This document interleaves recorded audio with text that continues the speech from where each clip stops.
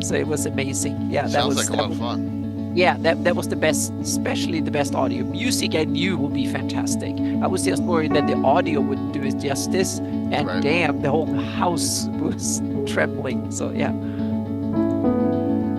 Very cool. yeah. So that was awesome. Yeah.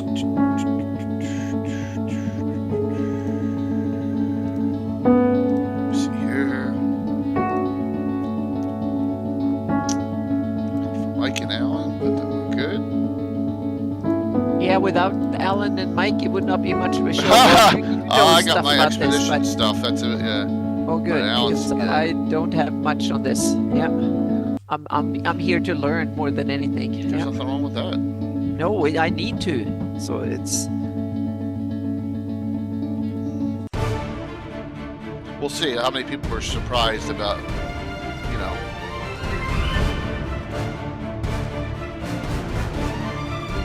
yeah. This night.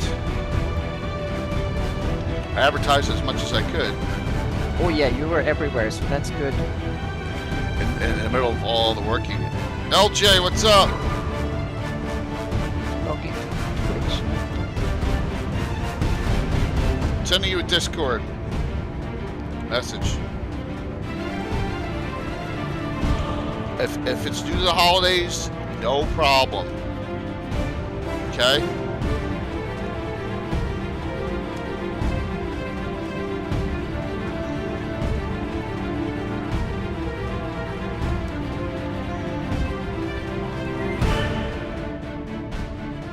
Nine to 1. If not, it's not the end of the world. It's all good. What's up, Keith?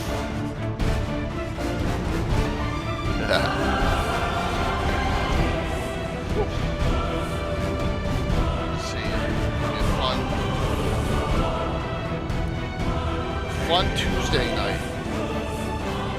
As I'm adapting and overcoming with the new job, so.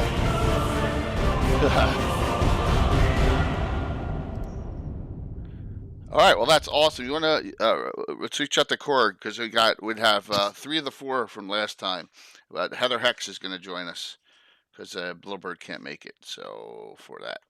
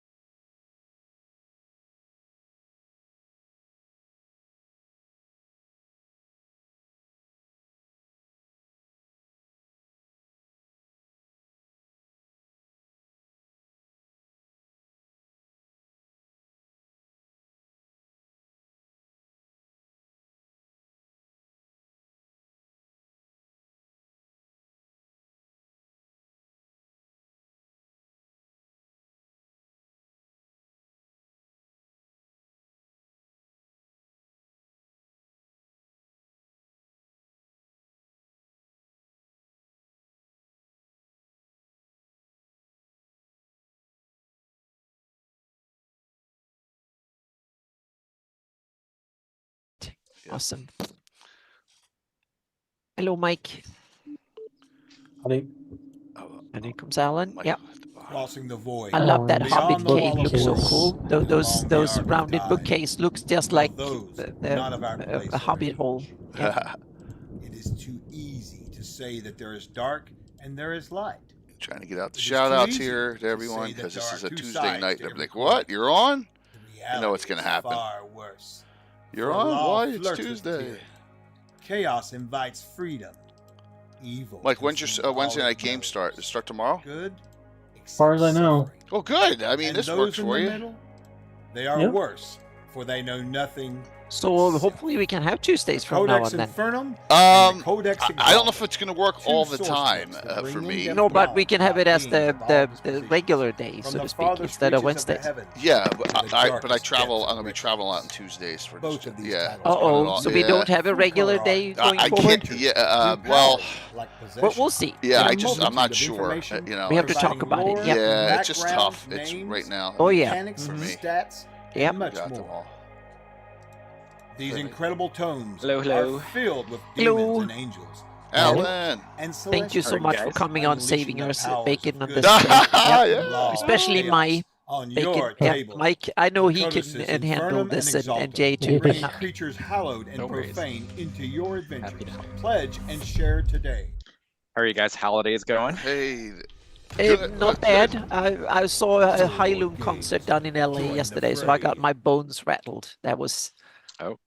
Yep. It's like Viking, middle-aged Viking music in the produced modern way, so to speak. And damn, that was the best concert audio I've ever heard on any concert by far. Nice. It was the volume was super loud, but the high tones were it was low frequency. 80% of the volume was 50 hertz or below. The whole building shook. You felt it in your bone marrow got rattled when they had drums and stuff. That was simply the first when they fired off the first drums. People stepped back 5 feet from the stage because that was the whole building shook to its foundations. And I guess they could because it's LA, so it's built to handle it. So it was just amazing. It was. What's the name again? High-Loom. It's a Put that in German. the chat. Yeah, exactly. I That's put it in the video. chat. Yeah, I put it so everybody can.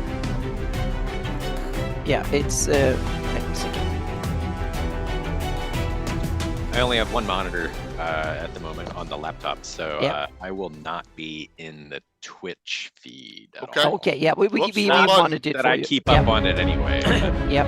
Yeah, it's a High-Loom is a German, Danish, Norwegian, kind of Northern European band. They play Viking-esque, medieval kind of fantasy Celtic style music with, and they have basically all natural instruments, but it's so well produced, and damn, that was good. I knew the music would be good, but the audio was fantastic. It was like I didn't get ear ringing, but I got my bones ringing after half of it. It was you could still that was the best audio production I've ever heard. Yeah. Sounds fun. Yep. So you get it was like going to some old faith gathering with shamans and an orc band all together, so to speak, drums and stuff. So yeah. And those And I was drums doing were- research. Exactly, I was doing research. So now I know how a powwow in Horn Society sounds. So yeah. Yeah. All right, Tuesday night Legends and Lore, everyone, and an hour earlier than normal. Yeah, I'll explain that in a second when I come on, Michael, real quick. Oblivion. What's gonna happen? What's gonna be happening? Yeah, Les Oblivion Seeker. He saw them a month or two ago in on the East Coast, and so I hope his audio was as good as it was in this venue here. Whew. Well, Alan, thanks Yep. for coming on tonight. Oh, sure. Exciting. It's fun. Yeah, this I need this episode again. So we've talked about it, mentioned good it Christmas so many topic. times. Exactly. Yeah. Yeah, Because all we want for Christmas is Castle Greyhawk. that's it. Yeah. In not I was almost going to say in every version, but no, the versions we don't want. I don't know if there's a bad bird. Well, okay, never mind. Exactly. Yeah. Yep. Now we mentioned that. Now we don't What's up, need to talk Josh? about that topic anymore. So yeah. Anna should do an episode, Lost Secrets of the City of Greyhawk, of all the lore she could have access to. Oh, okay. Josh, what lost lore are you talking? Lost secrets? Are you It's talking Josh about? and mine's secret project. Oh, Yeah. okay. Doesn't Yep. sound very Wait a minute, secret. Josh, you're on before. Josh. No, was on it's before we Josh started. Dealer and me who have digging up secret knowledge that is not being found yet. So we're doing some Greyhawk archaeology project. So yep.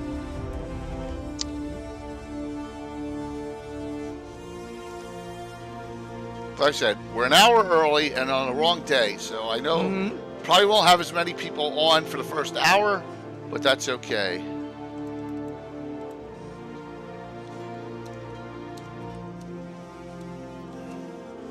So here we come, coming live. Look at that, we're 3 minutes early too. Somehow.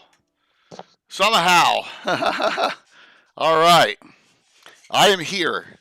Whether I'm here mentally and physically is another thing, but you know, it's running around like crazy with this new position, but that's okay. Welcome tonight, Legends and Lore on a Tuesday, because they didn't want to cancel 2 weeks in a row, right? That just would have sucked. So, Yep. with Anna Meyer and Greyhawk Mike Bridges is the legendary Alan Growy, the Grow Dog. Alan, welcome. Thanks. And you're an hour time zone difference, so we got you nice and early too, right? So Yeah. it's Right good to around see dinner you. time.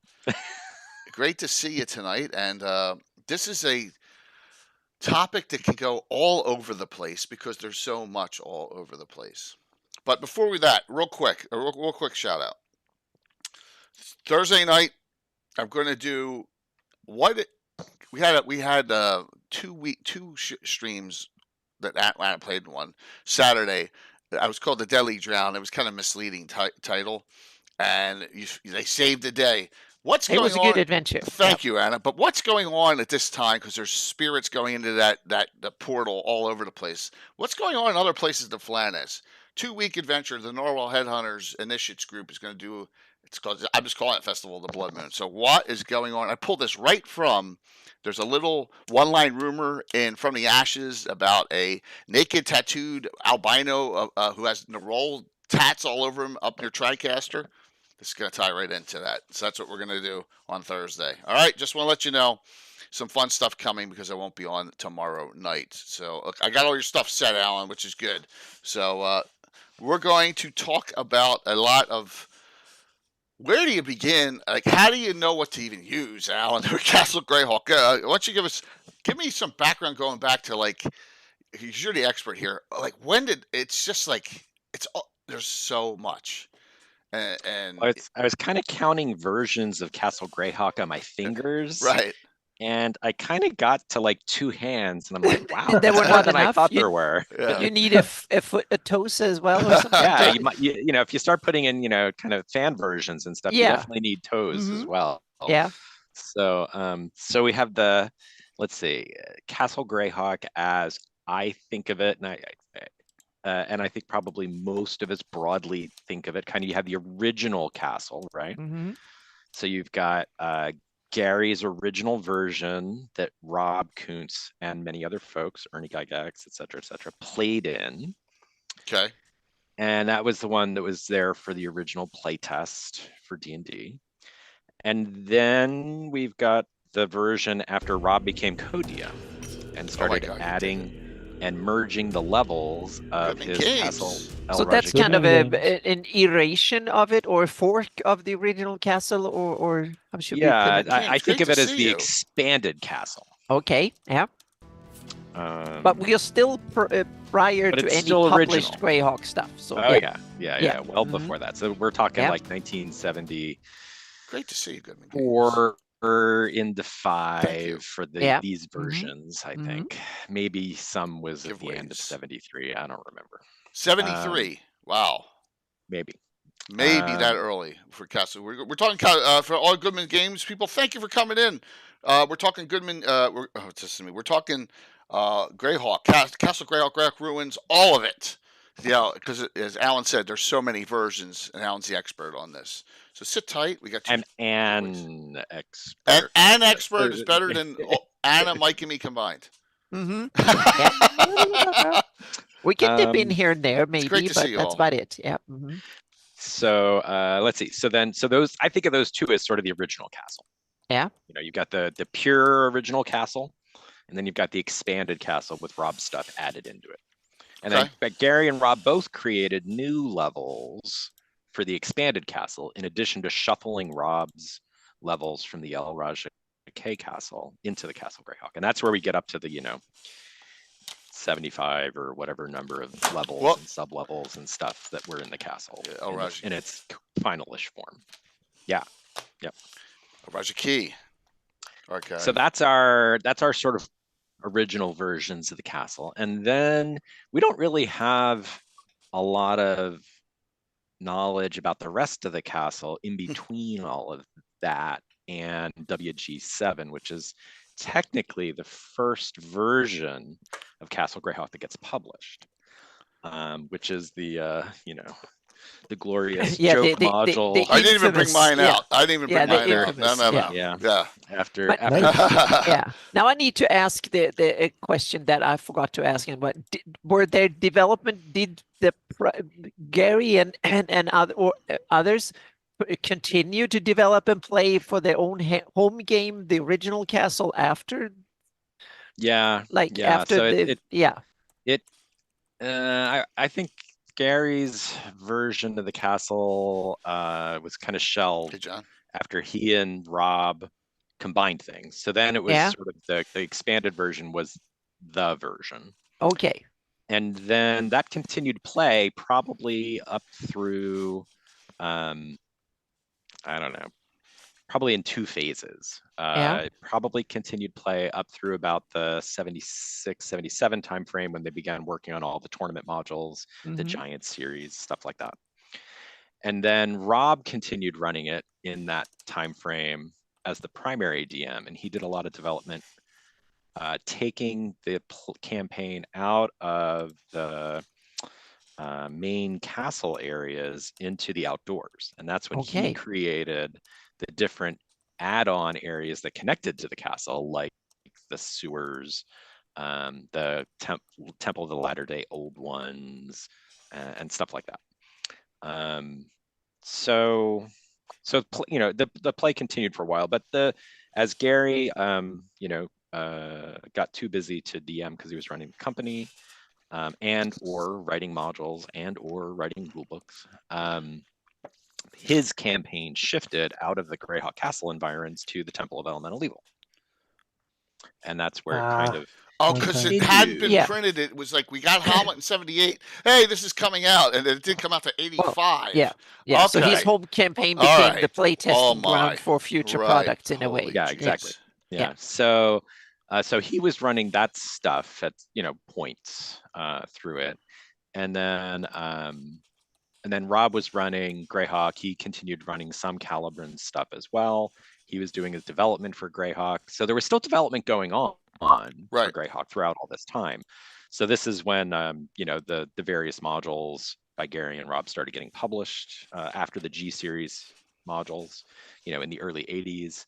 Rob wrote his Maze of Zane adventures. So they were originally set in Greyhawk. That's what I forgot to bring up from. I have the Necromancer game versions of those.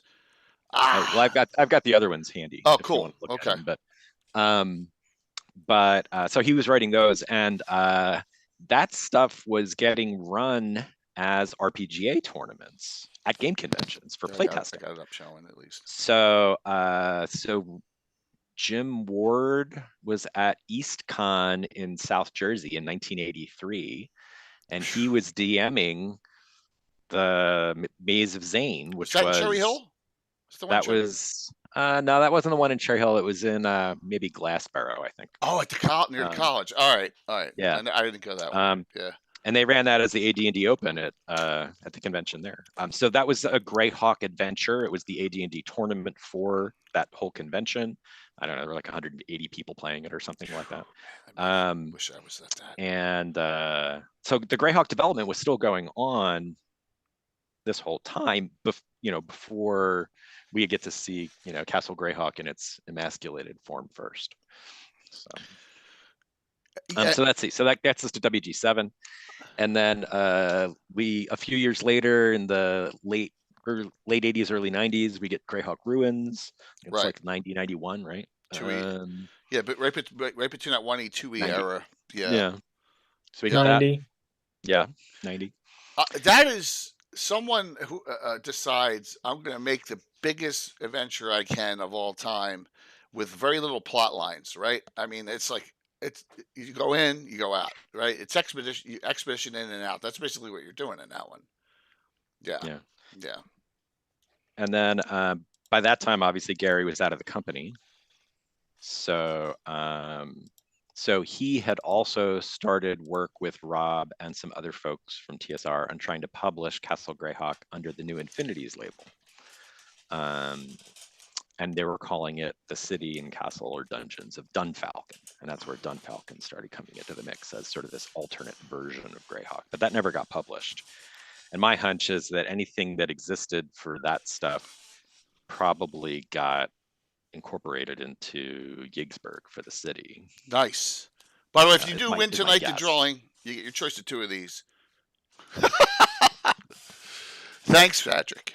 It's like the pile gets bigger and bigger. So, wow. So that takes us to 90. 90. So we're up. Okay. We're up to 90. And then we don't get anything till this bad boy Yes. comes out in what, 2007, Mike? Is that Well- right? Yes. Well, 17 years later. But isn't this in between? No. This is Well, yeah, I guess so. I mean, it. this guy didn't come out till what, 90? Till 2009. Okay. All right. The year 2008. All right. So End the of year 2008 passed. after Gary died, right? Okay. So Yeah. it did. All So right. yeah. So but like but this. the Yigsburg Wow. book and Rob's book came out probably before the Ruins of Greyhawk book, because they came out in like 2003, Okay. 4, 5, 6, somewhere in that zone. Lots of confusion at that time. Just Yeah. my gosh. So And that's when Rob first published his, started publishing his stuff through Pied Piper. And that's when he published Bottle City and The Living Room. And then The Living Room got re-expanded with him and Paul Stormberg in 2020, which I think is probably the most recent Castle Greyhawk publication. so we have Anyway, that's a 8 timeline in a short history. this timeline in short history, which is awesome. Mike, what are your thoughts about all this? Like, how many did you like pick and choose from or play in at all? I have played Greyhawk Ruins The and second half of Expedition, Okay. and a level of Allen's. With Alan at DeAnna? Garricon. Okay, Yes. that's awesome. Did you get through Ruins? I mean, I can't even imagine how long it took. Did I get through Ruins? Yeah. Yes. Wow. We not only played the entire thing, we cleaned it out. Wow. Now, were you DMing that or playing that? I was DMing that. Very nice. It was very Monty Hall, as you can imagine. So if I recall on that one, it's like Vaprak's running around down there with a bunch of ogres and trolls or something. I don't know. It just So, if you want, all right, if you're starting with Greyhawk Ruins, we don't have to. I just was like, what? no, okay, we're just going to jump around. No, Greyhawk Ruins, each of the 3 towers, as I called them, the 3 ruined towers, had their own internal storylines. Okay. So the War Tower, yeah, Vaprak, the cults of Vaprak and Nero had a little scuffle, and that tore up a lot of the internal workings of it.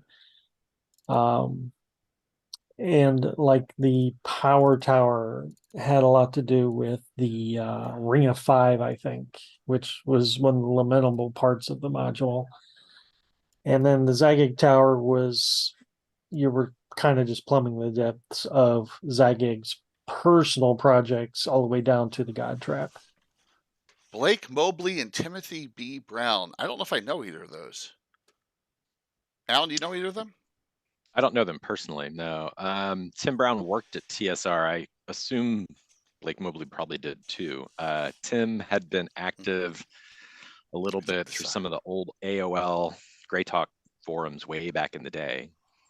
And Joe Block had shared a note on Greyhawk ages ago about a letter he wrote to TSR trying to get clarification around kind of reconciling WGR1 with what we knew at the time about the castle, based on information that had kind of been sprinkled throughout Dragon magazine articles and stuff like that.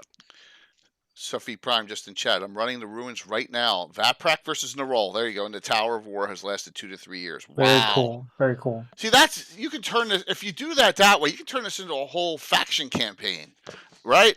Mhm. And like, once again, when I was younger, Mike, everyone, we're younger. We didn't know that. We just ran through stuff, right? And Check the room off. exactly. And no monsters ever go back into those rooms, right? Back in the day. So, it was different back then, but really cool. All right, so I'm trying to think of where to start here. Let's just start on this one blog post here. Should we go here first? Is that where we should start here? The many levels of Castle Greyhawk Part 1, Alan? You think this is good? Kind of jumping right into the weeds, but whatever you want. Yeah. Well, where would you suggest that we to go into this in-depth discussion on going back from the beginning? Well, I don't know. I mean, I think it would be interesting to maybe get some thoughts from someone like Mike or other folks on the chat who might have run some of the levels of Castle Greyhawk or GM'd it in the past. And then what did they do with it? How did they tweak it? What did they do? Because I think, once we get into we have sort of all these our versions of Castle Greyhawk, right, that have been published. And then we have, I've got my own personal version. Obviously Mike and Jay did their version for the webcomic. And then cool. Joe Block has his version, and there's others. The webcomic, yeah. All of us have our own version in some fashion or another.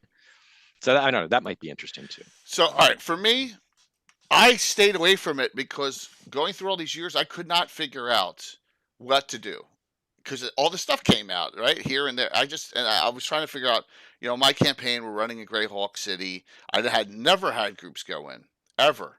And when the Free Secret Rock box set came out, that's like what they're saying. Well, when are we going to go explore parts of Castle Greyhawk? And I get this, the monstrous one. I'm like, I don't want to go in here because I don't want to spend 2 years in here. Just, you know what I mean? Just, but then this came out with a storyline, a plot that I thought was good, a lot of side quests, and you hit only pieces of it inside, and I was hooked on this. So kudos to Eric Mona, James Jacobs, and Jason Bowman. I think this is fantastic. And that's what I ran. And that was right before we started streaming. That's when I finished that. Early 2018. Late 2017, early 2018. That's what I ran. So, yep. Let's see what else the audience is saying. Samwise, there's a reference in an encounter, I forget if it's WGR1 or City Greyhawk, that declares that there's 2 or 3 under Earth passages being prepared for assault on the flight. Yeah, it's expeditions. It's the Anna Meyer doctrine of how the hell did that path go all the way under the they go under the Nurdu and whatever for hundreds and hundreds of miles, and to me it seems like a portal seems to be much more of an easier alternative than to dig that far, so to speak. You obviously, Anna, did not play the first Dragon Age. The almost entire adventure is underground. Oh yeah, well, underground is one thing, but simply skipping all the geographical realities is a bit stretched too far to me. Funny, Alex. Especially when since there is magic that you can use for instances like this. You can simply say, well, the castle might have been one level is dedicated to build a portal to the land of Ayus or whatever. So that was part of the scheme. You could have, if you'd done it that way, I would have liked it much more than just build a 300-mile long tunnel. So here's what I think more happened. than 300-mile. Yeah. I think maybe Mona and company took some creative license on this one. Oh yeah. So when Greyhawk Ruins was written, there was a secret invasion coming from underground. But I think like Sam mentioned in the chat, it was supposed to be connected to the gnarly forest. These humans were coming up. Yeah, they were coming up from the south. Okay. And so when they did the storyline that Jay mentioned for Expedition that heavily involves Ayus, now that invasion's coming from the north. And that's where you have to like almost suspend your disbelief that there's even a major lake to the north. Right. Major You know, lake and understatement. that is and supposed if you run to be this the as deepest. is, you wouldn't know the difference because there is no map of the flatness on here. That's true. So Michael Zudrak just said that I ran a mesh of the Yiggsburg version with the WGR1. I added in a repeating forest of Omni luring the party there. Interesting. That's cool. That's neat, man. Yeah, and I think you kind of mesh stuff in, and you kind of play with how are your players interested in exploring the castle? Are they kind of going down level by level? Do you kind of dip in and dip out for specific missions? Are you just going to kind of do the whole thing as a giant run through? I'm sure over your campaign, Mike, your crew didn't stay in the castle the whole time, did they? Or did they? But spoiler, the middle tower you actually get trapped in, which is the Zagix tower. You get trapped in there, and so it's almost like you got to start play in one of the other towers and then save the last tower, the most important tower for last, because you're probably not going to get out of there. Now there are tunnels that interconnect between the three, right? If you find them, but they're usually in the lower levels. So when I played it, when they went down there, they stayed down there for extended stretches. But once they were really starting to haul in a lot of the treasure and bring back to the city, then they had to make it. It's kind of a long story, but they had to really start getting around the Greyhawk taxes and things. And another thing about Greyhawk Ruins that I liked was one tower was controlled by dwarves, the War Tower. The elves controlled the power tower up top. So they controlled who came in and went from this thing. When you come out, they were taxing you too. So, they had that going on. Anywho. And that's reflected still in carried forward into the Castle Zagig design. Oh, really? Oh, and it's grounded in the original designs of the original level, where some of those entrances were controlled by dwarves or elves. So, damn John, I've used the Castle Zagig and Yiggsburg books for CC campaign for the last 7+ years now. Players come and players go, but the campaign continues on. That's it, man. Have barely scratched the surface after all this time. Is the God Trap in Zagig's tower or deep in the dungeon? It's in it's in Zagig's, if I recall correctly. In the setting, it plays a huge role in this. Right. Huge. If you want the spoiler, I'll give it to you. But it's monstrous. So, yeah, it's awesome. Like I said, I think they did I know it was their last publication ever. So my players got sucked through the underground tunnel and W3400 ended up in Z. Yep. See, yeah, there you go. Yeah. Just like that. And the cool. The area with the Lizard Kings, that's they ain't messing around there. Lots and lots of stuff. Here's a fun link. So when my friends and I finished Greyhawk Ruins, they took all the money from that adventure and they rebuilt, they bought basically and rebuilt the towers. Wow, Mike. So that was my interpretation of what it looked refurbished. Double sound coming for a second because I'm going to link this. I'm going to bring this up here, link mine, and then put it into general chat for people to see it. So if you hear me talking, that's what it is. Wow. Alan doesn't have the chat, so I gotta send him a link. There we go. All right, I got it. Here we go. Coming up. That's awesome artwork. Yep. Yeah, that's back when I used to be serious about art. That's colored pencil. Yeah, it's fantastic. I can't remember what kind of paper it was, but parchment, I think. Nice. Very cool. So and this is one way of the, cooler than the designs as presented in the modules. In my opinion. Well, in the modules they have a scale on there, an overhead scale in the hills around it. Tells what the elevations are. So I was going off of the module's description of this, and the the base of these towers were 300 feet wide. Mm-hmm. So then we started like doing this math. We actually got a tape measure out. We were trying to measure it and thinking 300 wide, and it has to be so tall to appear as a tower, right? You got to at least be twice. I would think twice as high. Well, yeah. Otherwise, it's just a building. Yeah. It's just a building at that point. So Right. you end up with these skyscrapers. Yep. Oh, that's Yeah. awesome. Yeah, even if it tapers, they were skyscrapers, and and my players spent all their loot rebuilding them towers. The whole Wow. project. I remember to this day the project cost 1 million gold pieces. That's so fantastic. You got a I nice lo- Barrett Dur look for that center Yeah. tower there. Yeah. Yeah. Right. I love those two little pyramids on the tower here. to the left. What Yeah. are they? That's part of Wizards. the Wizard. module. That's where Okay, the part of the module. wizards, Okay. yeah. Yep. See, The I show my tower ignorance here. wizardry, Yep. tower Mhm. wizardry. Yeah. Oh yeah, wizards. Yeah. Pyramids. Yeah. Mm-hmm. Very cool, Mike. That's awesome. And Yeah. there's- Those So this portals is are this is a neat huge. this is a neat little topic too, because the upper ruins have all this kind of, we call it Castle Greyhawk, but everything that everybody plays in primarily is in the dungeons. Right. Yeah. Right. And the ruins have some interesting, neat stuff too. So, Yes. we didn't see the ruins kind of get detailed until Castle Zagig came along in great depth. I don't remember if the upper ruins are the detailed only- in the in- WGR1. In WGR1, the coolest thing about the ruins, Alan, is the war wagon. That's right at the Or- very in- first entrance in Expeditions, right Yep, at the beginning. very beginning, Yep. is the war wagon and these undead and stuff. And after that, you pick through the ruins and there's practically nothing. Okay.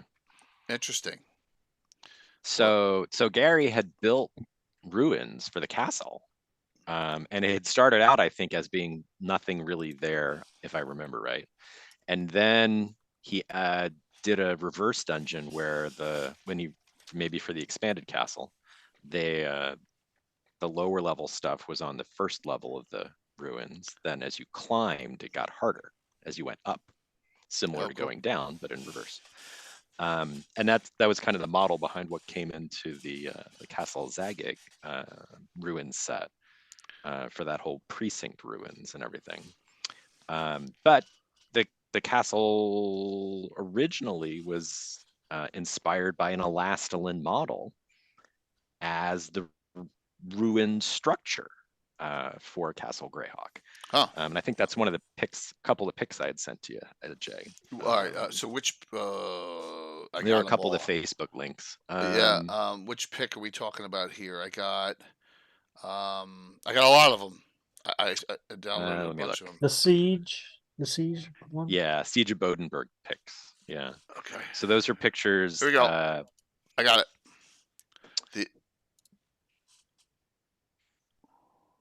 Those are pictures from Paul Stormberg's. That one's from a display he had. And then this one was from one of the games that he ran a few years earlier that I played in. But That's that was awesome. yeah. Miniature play back in the mid 20-teens or whatever. So really cool. That castle is what Scott Casper used in his Castle Greyhawk webcomic story. So when he was describing it to me, I have runes in my head, right? 3 towers, and he's describing this Yeah. Bodenberg place. I and recognize. So he had to send me pictures. So Yeah. so a lot of the art I did is of that for this Yeah. is that module. Mhm. I recognize that was a series of different castles that were made in plastic in the 70s. I saw several of them. Oh yeah. It looks Yeah, like that were Ziturdes. different. It's not a Yeah, there was- Ziturdes model.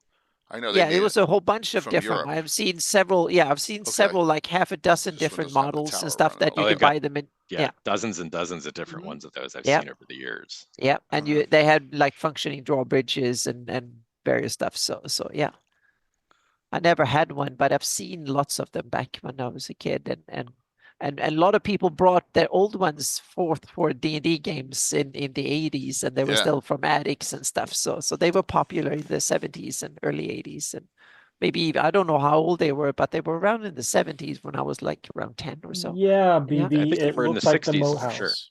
Okay, yeah. Yeah, the scale Yeah. works too. That's right, Goblin. Yeah, The they scale's were pretty decent miniature on them. scale, I think. So they were probably meant for miniatures, yeah, or something. Yeah, miniatures were Elastilin smaller. figures were like 50 millimeter, 50 to Ah, 75 okay. millimeter figures Yeah. often, but if you use 25 millimeter figures for it, then you get a bigger castle. you know, Yeah, Right. yeah. by And comparison. to me, it seems like they were actually scaled better for 25 than 50 millimeter because, yeah. The only thing nowadays is you take your 25 millimeter figures, your Ral Parthas and your old, and they look like midgets compared to it's 28 heroic now is standard, Or right? 32. Yeah, or even Yeah. 30. You're right, Alan. Even 32. In fact, Bill prints a lot of our stuff up to that 32 millimeter size because you can't get figures in through those doorways unless they're like 32. So just talking about logistics of all the thought going into that. But this is cool. I mean, just we're talking about this is 10 years ago, and it's Yeah. this is old school hardcore playing. So So great that picks. became the sort of the visual representative or stand-in for the castle Right. as it was originally conceived. And then there was actually a set of wargaming rules, Siege of Bodenberg, that were done by Harry Bodenstadt, who had a store in North Jersey. Another place I And didn't he go. ran a train shop, and he imported Elastilin castles and figures. So Gary, This is had this, and that's what became the basis for Castle Greyhawk as it's kind of described in the early versions of the pre-published versions of the castle before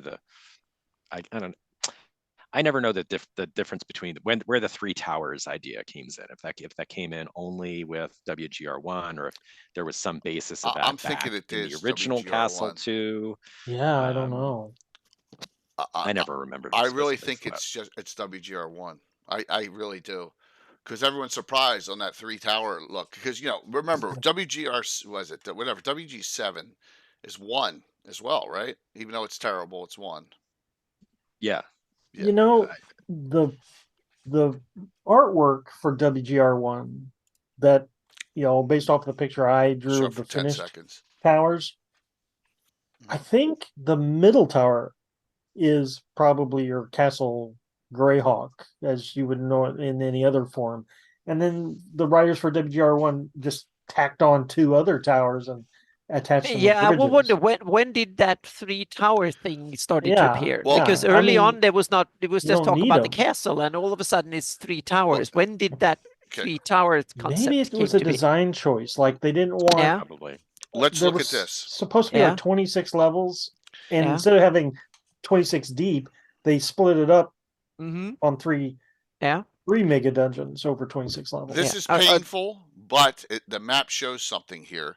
It looks like this Yeah. whole Citadel Union. Then you have her. Look, this is 5 stories, and the Tower Wizardry is 5 stories at this point. And this is Greyhawk Castle. And it looks like they're sitting on top of the whole So thing in itself. WG7 had a three tower design as well. Yeah, but it's much smaller. Like too Okay, many so little not towers. Now not the same as rotate that 90 degrees. Right. Yeah. Yeah, possibly. But No, so there are three They're towers sitting on on top of it. It looks like. So you get a smiley face if you rotate it 90 Yeah, degrees. oh, yeah, yeah, Exactly. Yeah. So that might have been. Oh, okay. So yes. But there is a little God. bit of a so that was kind of an early start. So three towers are not mentioned in from the Ashes or No. any earlier products. No, because it's just talking about looting Castle Greyhawk. It's always Yeah, it's not yeah, saying it's the just multiple mentioned towers. as a It's just- castle, and no yeah. details are. All right. Yeah. So I'm kind of just curious how these things evolve and how the design where it comes from. So yeah. And look, even So in Gary this picture, described it's the one. Yeah, you have one environs. tower yeah. on the outside. Yeah. Yep. Good, Alan. What was that? No, that's okay. Gary described the environs of the castle in a War Games Digest story, Magician's Ring. Look, see here. So this is one of the stepping up. Yeah, so this is one of the early. This is in that 1974 to 76 zone where Gary's really promoting the game to the wargaming community, and so this is when he writes the Black Reservoir story for El Conquistador. He wrote the Swords and Sorcery and Wargaming story, talking about the adventure into the levels in Rob's El Raja K Castle, Mar Castle, where Mordenkainen gets turned to stone on the first level. And then in this story, we get a story about Mike Mornard's magic user Lesnard, since he's Mornard. Mornard Snard. Awesome. Awesome. And his excursion into the castle. And he does describe the castle in here. So let's see. Okay, cool. Let me read real quick. What year? You said this is 74? So this one is 75, Wow. if I remember right. Fucking And then, so it's in this time that he's writing all these. This is June of 75 in this issue. For me. So, and each of these stories or little articles was really just an ad for D&D to try to get the wargaming crowd, interested in. The white books are out at this point, right? They are, yeah. So Okay. so the All right. so the white books are out, and there's pictures from those books in these Okay. at least inside the Wargamers Digest stories. So there's just like Wow.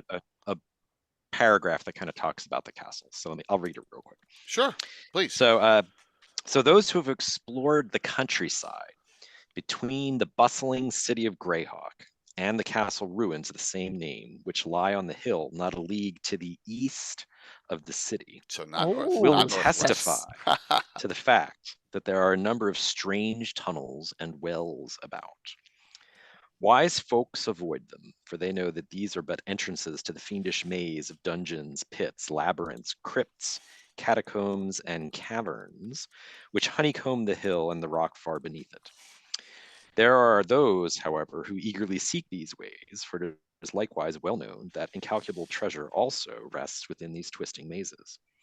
Blah, blah, blah. Lesnard the magician was displeased with his acquisition of wizardly skills, or rather the lack of the same. Who So he is- decided Lesnar? Lesnard. So that's Mike Mornard's magic user Oh, in the castle campaign. okay. So he decided that he must immediately seek a remedy. A carefully planned expedition to a not too deep level of Greyhawk dungeons was in order, for there he could gain the priceless magic items and magical experience necessary to become more skilled at his calling. And then let's see. Lesnard chose one of the outside entrances to the lower levels of the dungeons, knowing it would save both time and the risk of unwished for encounters with wandering monsters. And then they're wandering down into the dungeons after they plumb in. So I guess there wasn't actually a description part of the castle itself. Sorry, I misremembered that.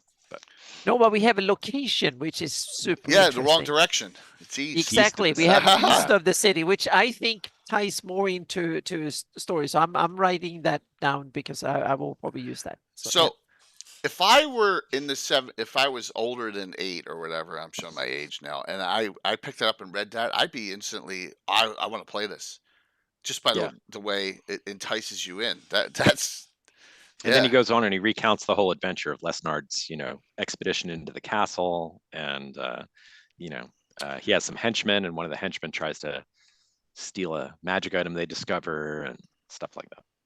How come do you think we don't hear about Lesnard anywhere else? Well, Like even like in Rogues Gallery. Yeah, that's a first for me. Yeah. Mike Mornard was a player in the campaign, but he wasn't an employee at TSR. Okay. So that's probably That's part like of Len. it. Yeah, but Len, yeah. yeah. He left Lake Geneva, I guess, after graduating high school or college. I guess he went to college in Madison-ish area, and he introduced the crew up in the Minneapolis-St. Paul area, if I read, or Madison, I forget which, to D&D, and that included Phil Barker and Dave Sutherland kind of coming to wow. work for TSR as part of that Wow. introductory process. Huh. So anyway, That's a but first. there's like bits and pieces of Greyhawk lore scattered in these different articles, stories that Gary's writing in the mid 70s. And it's then that it's in the same time period that he writes the story in Europa. That's the one that kind of became the basis for what folks online call the Gygax 75 challenge, where he kind of lays out the description of the original Castle Greyhawk, gives a high-level overview of the levels, and says, you too can go build something like this and play. Yeah, that's just so. I mean, all of us know we were drawn right in whenever whatever we got. Like I got Holmes Basic, and that was it for me, right? But like that, if I had read that, that would have drawn me in too at that time. It's just, yeah. Yeah, other than the sample adventures in OD&D and in Holmes Basic and in the basic set, there's really not any D&D fiction Right. until we start seeing the stories in Dragon Magazine coming from, Gary and other folks, and then Dragonlance and the first Greyhawk novels and stuff like that. But fiction really played a strong role in helping to promote and market the game in the mid 70s. It's yeah, it just shows that he was on to something at that time, man. Just something beyond the wargaming aspect of it, which we all are victims of, or whatever you want to call it. We're here now. So all right, so we're in the 70s, and there's all this enticements, but it's more concept, it sounds like. But he's DMing it somewhere, right? Right, and running into conventions. Right. And Rob's running into conventions, and yeah. But so we have Rob's original stuff, right? I know you sent me this picture. We have this, like Rob's original levels. Oh yeah. So that's from the auction when they were sold originally in like 2006 or whatever. And those are included in the El Raja K archive. On the CD. Yeah, or USB if you get it on USB. Yep. So still available. So they're in there along with others. Still available. I think it's still available on that site. So, and there's some other. And we carry those at GaryCon in North Texas in the booth for Paul. Along Excellent. with I got stuff, one last Rob's time. published where we awesome. can. Yeah. Yep. Well, cool, Razaman. Thank you for coming in. So, So we kind of tangentialized a little bit here, but I was trying to say that, that the ruins are a very interesting feature of the castle, where it's the castle part of the whole dungeon and stuff. But really, until Castle Zagig came out, we didn't really get a functional ruins level. Right. So it just, and the stuff that I just always imagined it as it's just the outer walls, like everything inside just collapsed, so there was never anything to actually go through. That's where the confusion came in with me. It's like, it's like, oh man, I want to explore this, and then Greyhawk Ruins came out, and I'm like, this just seems too grandiose. Does that make sense? It's like, wow. So, okay. Yeah, so I built my own version of the castle ruins, and I didn't like them, so I stopped using those. But I designed those in, I don't know, late high school or college or something. And then at some point, I had started kind of rebuilding what I thought would be sort of an interesting big castle, and I kind of added more towers to my version. So okay. Oh wow. I have this on my website too, but the glare is probably bad there. But, wow. Here, I'll take it out. So how? But I kind of have towers in there that you can kind of use, that they can explore and stuff, which is a little bit inspired by some of the towers from the WGR1, but then adds in room to have like the ruins from Castle Zagig and other stuff like that. And that one's on my website somewhere too. So yeah, if I go there, I'm going to go to the Corlash Quill here, and this is the many levels of Castle Greyhawk Part 1 that you do right up. This is from July of 2017, talking about all the different, history and development at Castle Greyhawk seminar. The Paul Stromberg, Jeffrey's telling me I hosted a Gary Con 5 in 2013.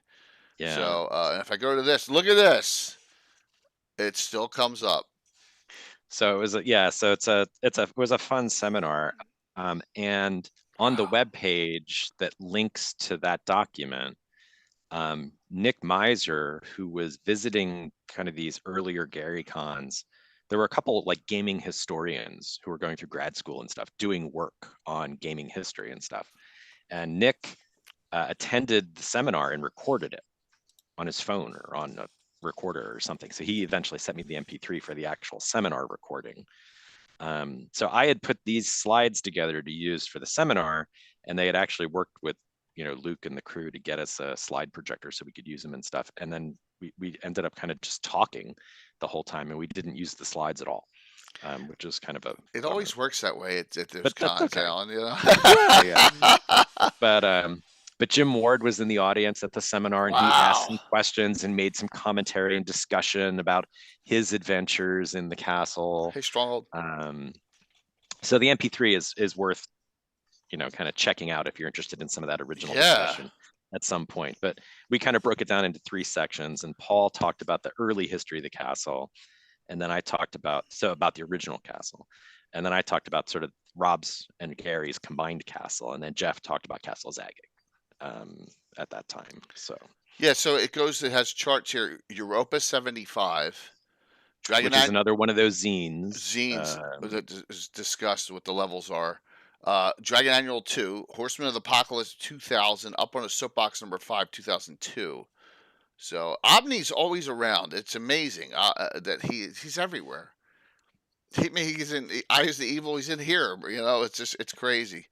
Dungeon level, and it goes all the way down 8th, 9th, 10th, all the way down to 13 levels. Yeah. So what I was trying to do was kind of describe the core of the original castle, and you can kind of see how the names kind of get changed over time as Gary either misremembers or changes the order of the levels, or different sources talk about, you know, things in different ways. You know, is the storerooms the first or the second level? In Castle Zagging, it's the first level, and, you know, Dragon Annual number 2, it's listed the second level. You know, yeah, I pulled this right off of Alan's website. So if you go here, Korash Quill, Michael, July 27th, 2017, and I went down here and no, oh my gosh, did I lose it? Yeah. Here it is. Here it is. I can give you the link. There we go. There it is. I'm back up. Yeah. So, and there it is. Yeah. So, and we got a lot of interesting. This is really man, Alan, I should delve into your site more because I've never seen this before either. Hey, Anna, Mike, you've seen this ever before? I've read some of it when you post it. I keep an eye out, but it's something I put in my archives, so I kind of untag it and then I go back to it. So yeah. It's useful for reference and sub-levels and sub-levels. Bedtime reading when you need to go to sleep. I put in the chat, Mike, not Mike, Jay, the link to the Greyhawk Castle page that links to that presentation, as well as to the MP3 file for the seminar. And then it's also got my 15-page review of Castle Zagging on there, and my version of Castle Greyhawk. So it's sort of my front page for Castle Greyhawk stuff. Lots of what you put that in chat here or in Discord? I put it in the chat and the Zoom. I can't. If I open it up, I'll crash the stream. So. Oh, okay. If you anything you want to throw in Discord, online? If you throw it in Discord, I can get to I it. copy link and put it in Discord. Would be fine. Thank you. Also, I put it in Twitch now, so now everybody can find it. That's great. Awesome. Because it is in a public website, I guess. So yeah. Right. So we didn't end up spending much time talking through most of this stuff during at least not in the formal structured way I kind of put it together for the slides. So look at this. Look at these. Everything that pulls out of here. I want to stress this to everyone. From Castle Greyhawk, and we'll talk about Bottle City, right? Because if you go on the next page, the EX1 and EX2, Land Behind the Magic Mirror, and Dungeon Land, right? Skull Island WG6, which that's King Kong. Yeah, absolutely. Starship Warden. Ooh. Yeah. Okay. Yeah. Wow. Yeah. So the Warden became a place where characters from Castle Greyhawk got sent to as a result of, again, from a sort of a fiction point of view, a marketing type thing, of a curse scroll. And Gary wrote this one, and he published it in Dragon number 17. Okay. And I had pulled my copy out. What did I just do with it? Oh, here it is. It's got faceless men and clockwork monsters. That's one I don't is the have. story. And this same issue has Jim Ward's article on keeping dungeons interesting.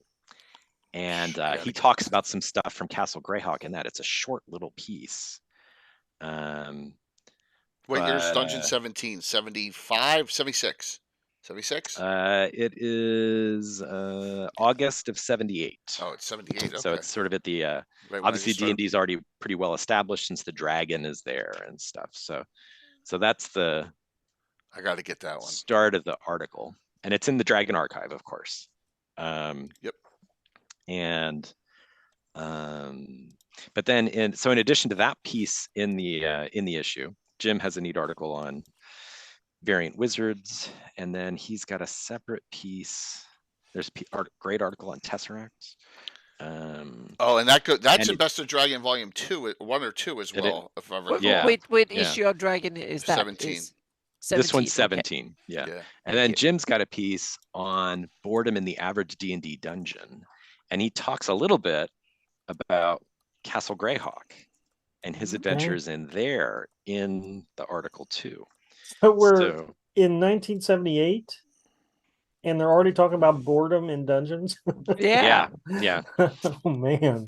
Well, they I don't played a lot back then too. boredom, and I think they do that because I don't think a lot of people understood still how to DM.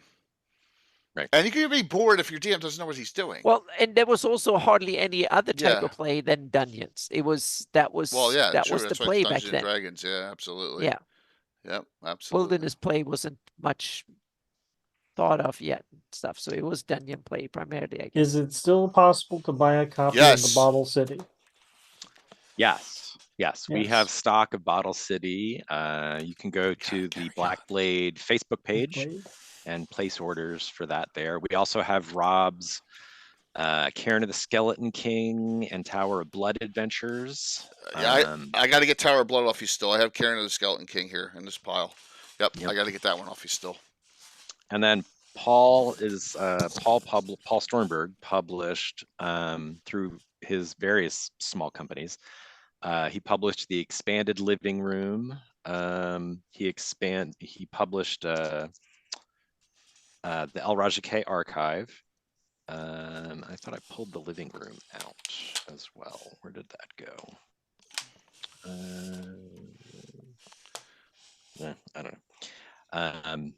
So yeah, so there's definitely still, some of that stuff available. And, who knows, maybe we'll get lucky and, the powers that be will decide to reprint Castle Zagig if all of these estate-driven activities going on with the Gygax estate. Oh, I have no doubt that they're whatnot that are they're going on. It That's sounds good. promising now. Yeah. We have promising sounds and news. Oh, good. So yeah. Mhm. So, That sounds good. Alan, I know you run Bottle City in some of our cons. Oh yeah. I've run Bobble City. I ran it with Rob at Gen Con in 07. I helped co-DM that. And then Oh man. I've run it, I don't know, probably 10 times since or something like that over the years. So if I'm wrong, just let me know. The premise is it's like the Superman city that floats out there. That a lot of the they've fled Was it to. Candor, City in the Bottle. I think Right, is what it right. was. And Yeah. so this is in a level. So this is in Castle Greyhawk somewhere, and then you go into Bottle City Adventure in there. Is that the theory? Why don't you tell us? Yeah, it's a really insidious death trap in the way that it was originally set up in the castle, because Bottle City is an adventure kind of designed for characters of roughly 8th to 12th level or so. So kind of G1 range or so, and the entry point to it was situated on level 2 of the expanded castle. So if you were 2nd level characters, messed around with something and got sucked in, you are probably not going to get back out very easily. I'll say.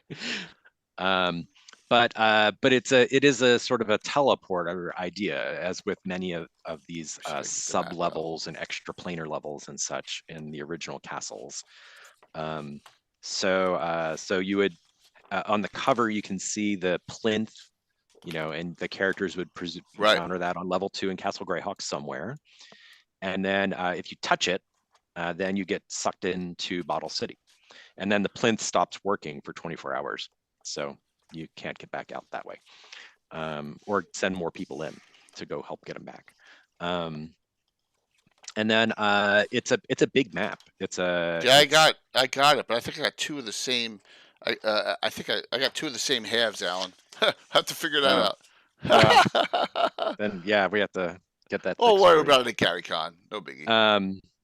But it's 2 11 by 17 maps, and together they form the 22 by 17 level.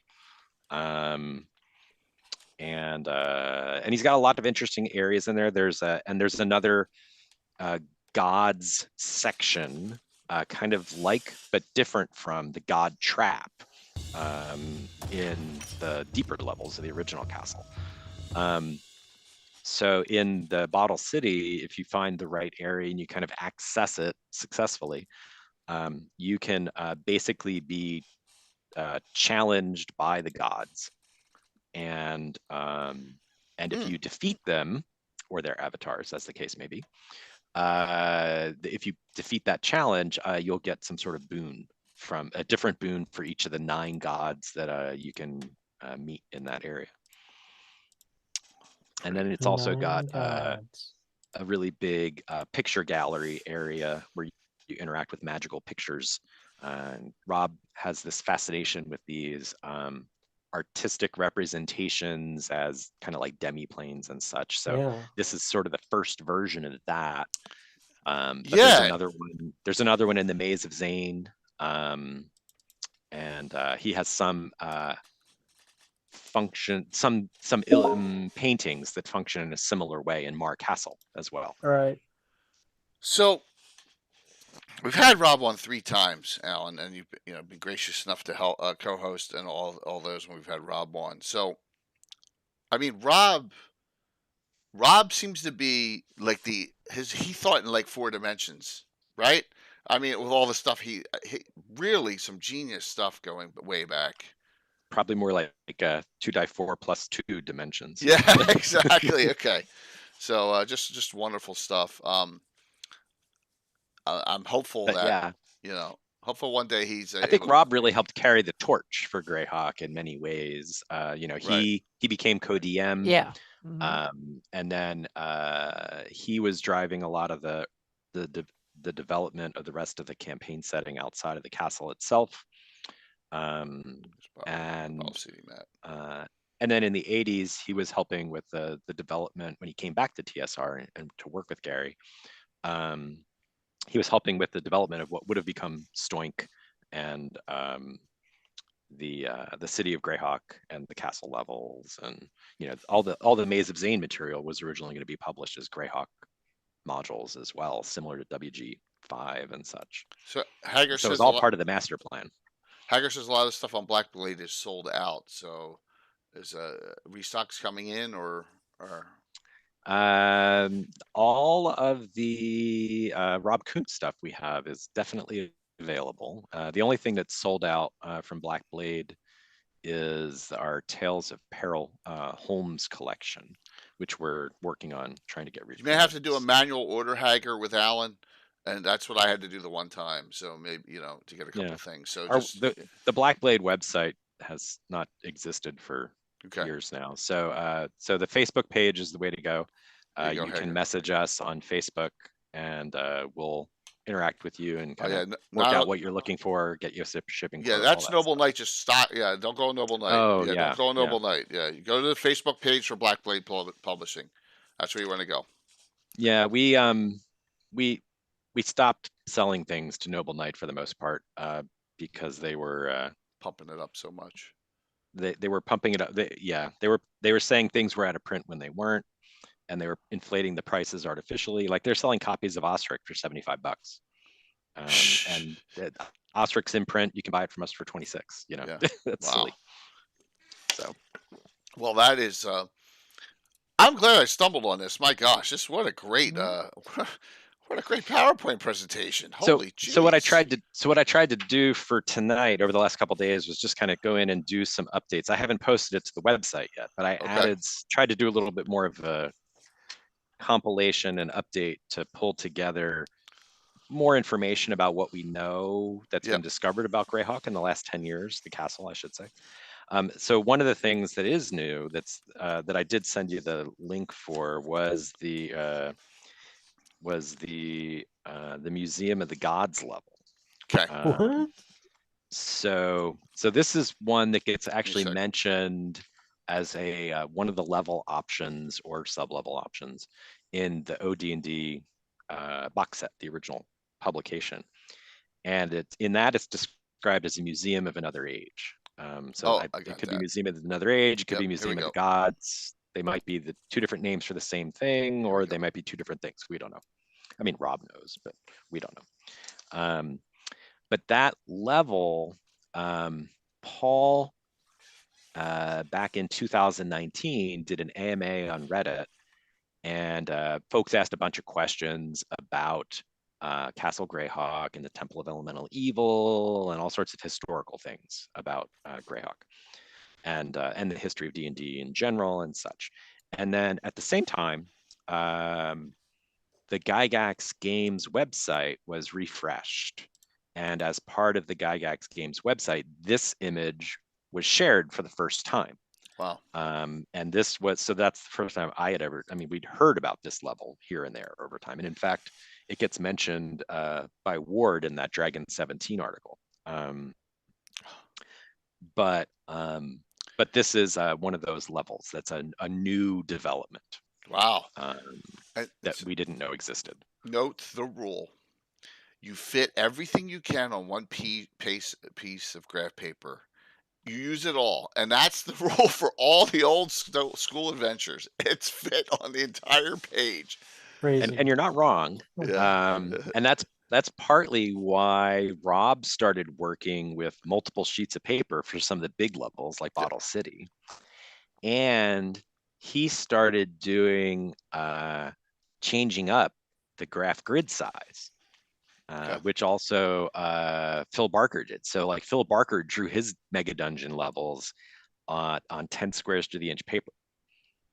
So they're like, you know, huge. But Bottle City is obviously, you know, two sets of double-sided sheets, two 11 by 17 Alan, sheets. are these all traps, you think, all the circles?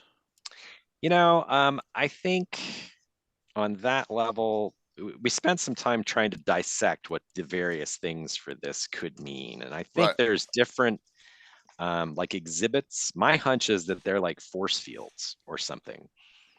Or they're like different shaped exhibits. Because there's like in the center area, you can't see it real well probably in the picture. But in the center area, there's a hex area that's outlined as number 1. And then at the top left corner, there's a triangle. And then to the right of that, number 3, there's a square. And then below that, in the bottom corner on the right, there's another triangle. And then left of that's another square. So my guess is those are like cages or force fields or something like that. And there's other areas like that in there. But that's purely me speculating. I have no idea what they are, really. And then what's interesting too is along the bottom, you can see the access to different levels. Yeah. So they have often like on this one and like on the original level that Rob drew for one of the split levels that's in the El Raja K archive. You can see these levels that have these corridors and stuff that basically don't look like they're very similar in that they're diagonal off at a 45-degree angle or 37-degree angle or whatever, and they just kind of go off and they have dead ends and stuff in them. And unless you find the right corridor in that group of clustered corridors, you're not going to find the entrance into that sublevel. So if you're wandering around in the castle and you don't happen to go into that last corridor on the left, then you take the stairwell down and go find a different level to go explore. Right. So some of these levels never, like Rob's original Garden of the Plant Master, they never actually got explored very much because people just didn't literally find them. That was a big thing in old school, especially pre and 1E, was finding the corridor, finding the secret door, finding the trap door opening that gets you. That was and that was like, felt like wizardry too. The computer game, you had to always find those secret ways. That was a big thing in old school. Yeah, absolutely. Yeah. So I'll read from Ward's article real quick. Please, yeah. Because he talks a little bit about this future or machine age in this Dragon 17 article. Okay. So in it he says, while some steady readers might think that I harp on this topic too much, the first I came in contact with a level of this future or machine age type was in the quote unquote mighty Castle of Greyhawk, run by Gary Gygax and Rob Kuntz. So obviously he adventured in the expanded castle because it's not just Gary's at that point. I think he started coming to adventure and work with TSR folks and play with them in like 75 or so. So, it's after the original playtest stuff had completed. So he continues, imagine conveyor belts that force players to travel in one direction or another. A cellophane machine that wraps you up no matter how big or small you are and puts you in a holding area for as long as it takes to rip yourself out. How about a die press that shapes anything in its path into a bottle top? Boy, that can hurt. Or a row of blades that cut in a pattern on the belt with a 25% chance that any given blade will cut you. So here he's kind of talking about, it could be some of this stuff from the machine age, Museum of the Gods, Museum of Different Ages stuff here. Some of it, like the conveyor belts, though, are definitely from not Bottle City, but from the machine level, which was an infamous adventure that Rob created for the expanded castle, and that got run at Gen Con in 1974. Wow. And was Tim Kask's introduction to Dungeons and Dragons, was playing in the machine level, DM'd by Rob. Holy jeez. So he kind of goes on a little bit, try a slot machine that takes only large sums of gold and with the flip of a handle takes a random magic item from the party. And how about a lever that turns on something way off in another part of the level, like a robot or a level cleanup machine that you can't know about until you travel to that part of the level. The treasures of this level could easily be more fun than the level itself. Imagine bottle tops made out of mithril on wine bottles. How about guns and pistols that work? A set of chainmail made out of a super hard and light alloy that acts like +5 armor and shows no magical traits. Sounds an awful lot like Droic armor to me. How about a huge pile of gold dust in a large plastic bubble that isn't small enough to get out of the door of the room and can't be cut by anything less than a +5 sword? So some of these things are things like, you would encounter these strange, weird things in the dungeon, and like this giant thing with gold dust in it, maybe you identify what it is, or it's like the enigma of Greyhawk, the great stone face. You see what it is, but you can't figure out what it means or what it really does. Right. And you have to come back later, So crazy. So oh my gosh. So I'm gonna flip back to your post here, as I want to bring up some things here. So if you come further down here, and you got mapping the relationships between Rob's original Raja key dungeon levels and their placement in the expanded Castle Greyhawk yields. Bottle City, Invisible Maze level. I'm assuming that's Maze of Zane. That part? It's not. Oh, it's not. No. So the Maze of Zane is definitely not an invisible maze. That's a level that I think we didn't know about until the El Raja K itself was published. That wasn't one that had been auctioned previously or had come up in descriptions and discussions, I don't think, online and such. Gem Room and Crypts, Gallery level, Black Pudding Doorkeeper level. And these are just my names for these things, Shokanth. Yeah. Connects to Shokanth. Wow. Barracks level, Black Reservoir. So, and that's from Gary's 1975 short story from El Conquistador. Right.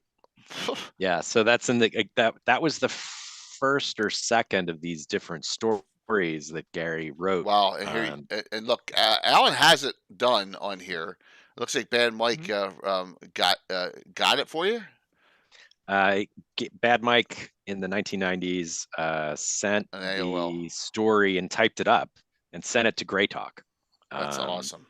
And then, you know, Gary recognized the story at that point, and I had asked him for permission to keep it on my website before he died, and he said very graciously yes. So. Oh, that's awesome. But yeah, so the interesting thing is these stories, you can take them and you can actually create or recreate some of the areas they describe in the stories, and then find them later in some of these archive levels, that if there were ones that Rob has released. So it turns out that Rob published what we think is the Black Reservoir level in the El Raja K archive. And his version of it is very different than mine, but I don't know what scale that map was at, because he doesn't have a scale, I think, listed on the page there. So when I created it for my version of the Black Reservoir, I kind of took the story, because it was before those levels had been published. And then Gary provides actually a pretty good description in the Black Reservoir story of being able to know how far they go in this direction and then that direction and stuff like that. So I knew that it had to be a pretty big cavern space for the Black Reservoir. And so when I created it, I did it on 8 square to the inch graph paper. And, oh my gosh! And I made each square on it. I made 20 feet. And then, you know, that's how I created it. Wow. With depths of different stuff on there. And then I put a little sorcerer isle where the wizard's tower is in the story. And then there's all these black dots on here are these giant hexagonal columns that that go in and out of the, you know, down into the water and all the way up to the ceiling, supporting this place. So then I added some other things on it of my own creation, of course. And I've run that a number of times at GaryCon as well. And I plan to run that and a couple other of my levels at the Founders and Legends events too. I just haven't been able to. I haven't been able to submit those ones yet, since I'm still waiting on my badge to get processed. But but you can build. You can take the stories and build them. And then, like the story from the Magician's Ring. Mike Bernard sold his player map of that portion of the castle, because he found it at some point, and he sold it in like 2007 or 2009, something like that, through Paul at one of Paul's auctions. And you can see the little portion of Castle Greyhawk that has the room with giant crocodiles in it, where his character was, you know, running around with a henchman and stuff.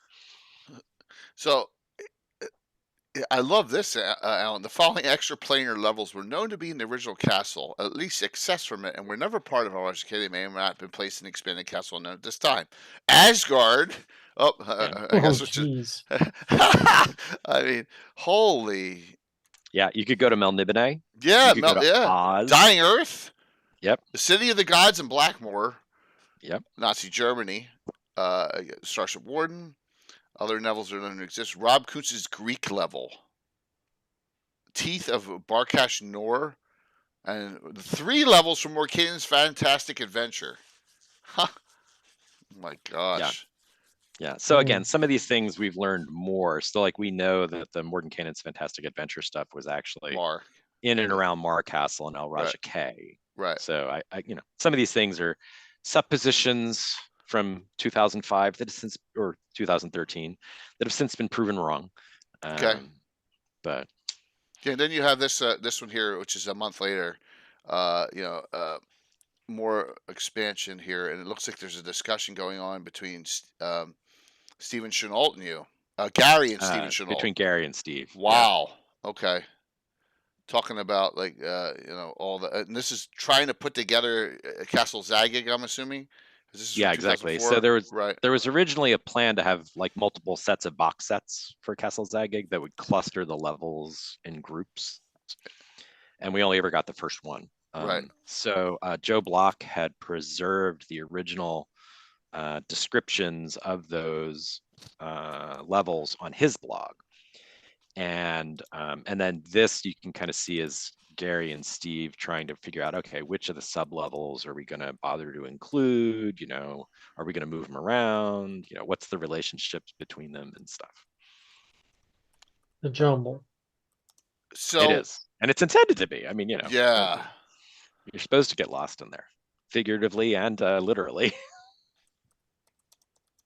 So it's wow, lots and lots of stuff. And look, Joe Block says great stuff. Where you come up with that letter from Gary to Stephen? Glad I kept those descriptions of the planned CZ releases. So there you go. All right, awesome. So you guys are talking back and forth to each other about this, which is really cool. So yep, thankfully preserved by Joe Block. So lots of man. It's like so. This it appears, Alan, if I'm wrong, let me know. But this appears to be the gaming hub for all that is in the 70s, with the exception because there's no discussion on Hamlet yet here. So this is like what the D&D Greyhawk world is based around, because it seems like everything is linking to it. Yeah, I think that's fair. Okay. If Gary talked about some of the history of the game and its development in Dragon several times. And in one of those, he kind of talks about the progression of the levels of the characters. And he kind of says something along the lines of, you know, to my knowledge, no character in Blackmore has risen higher than, I don't know, 15th level or something like that. And no Okay. character in Greyhawk has risen higher than 13th or 14th level, which is Rob and Ernie's characters, and Tarek's probably at that point in time. Okay. So the progression of the game, you know, was that the characters kind of achieved name level after about one year of play or so, and that's playing a lot. Ninth, up to ninth. So, yeah. you know, multiple times a week, and you know, some characters playing by themselves, like Rob started adventuring by himself a lot, so he didn't have to split treasure with anybody. That's key. Like Yeah. you get a lot done when you have fewer players. Yeah, but you don't want to That's right. fail saving throws on your own, man. Yeah. Yeah. Well, it helps to have a ring of spell turning, I guess, when you're doing that. Yeah. So, but so the characters, I think, in that first year mostly adventured in the castle, or castles, and the characters would adventure in each other's castles too. So, you know, Mordenkainen and Robilar adventured in the City of the Gods together.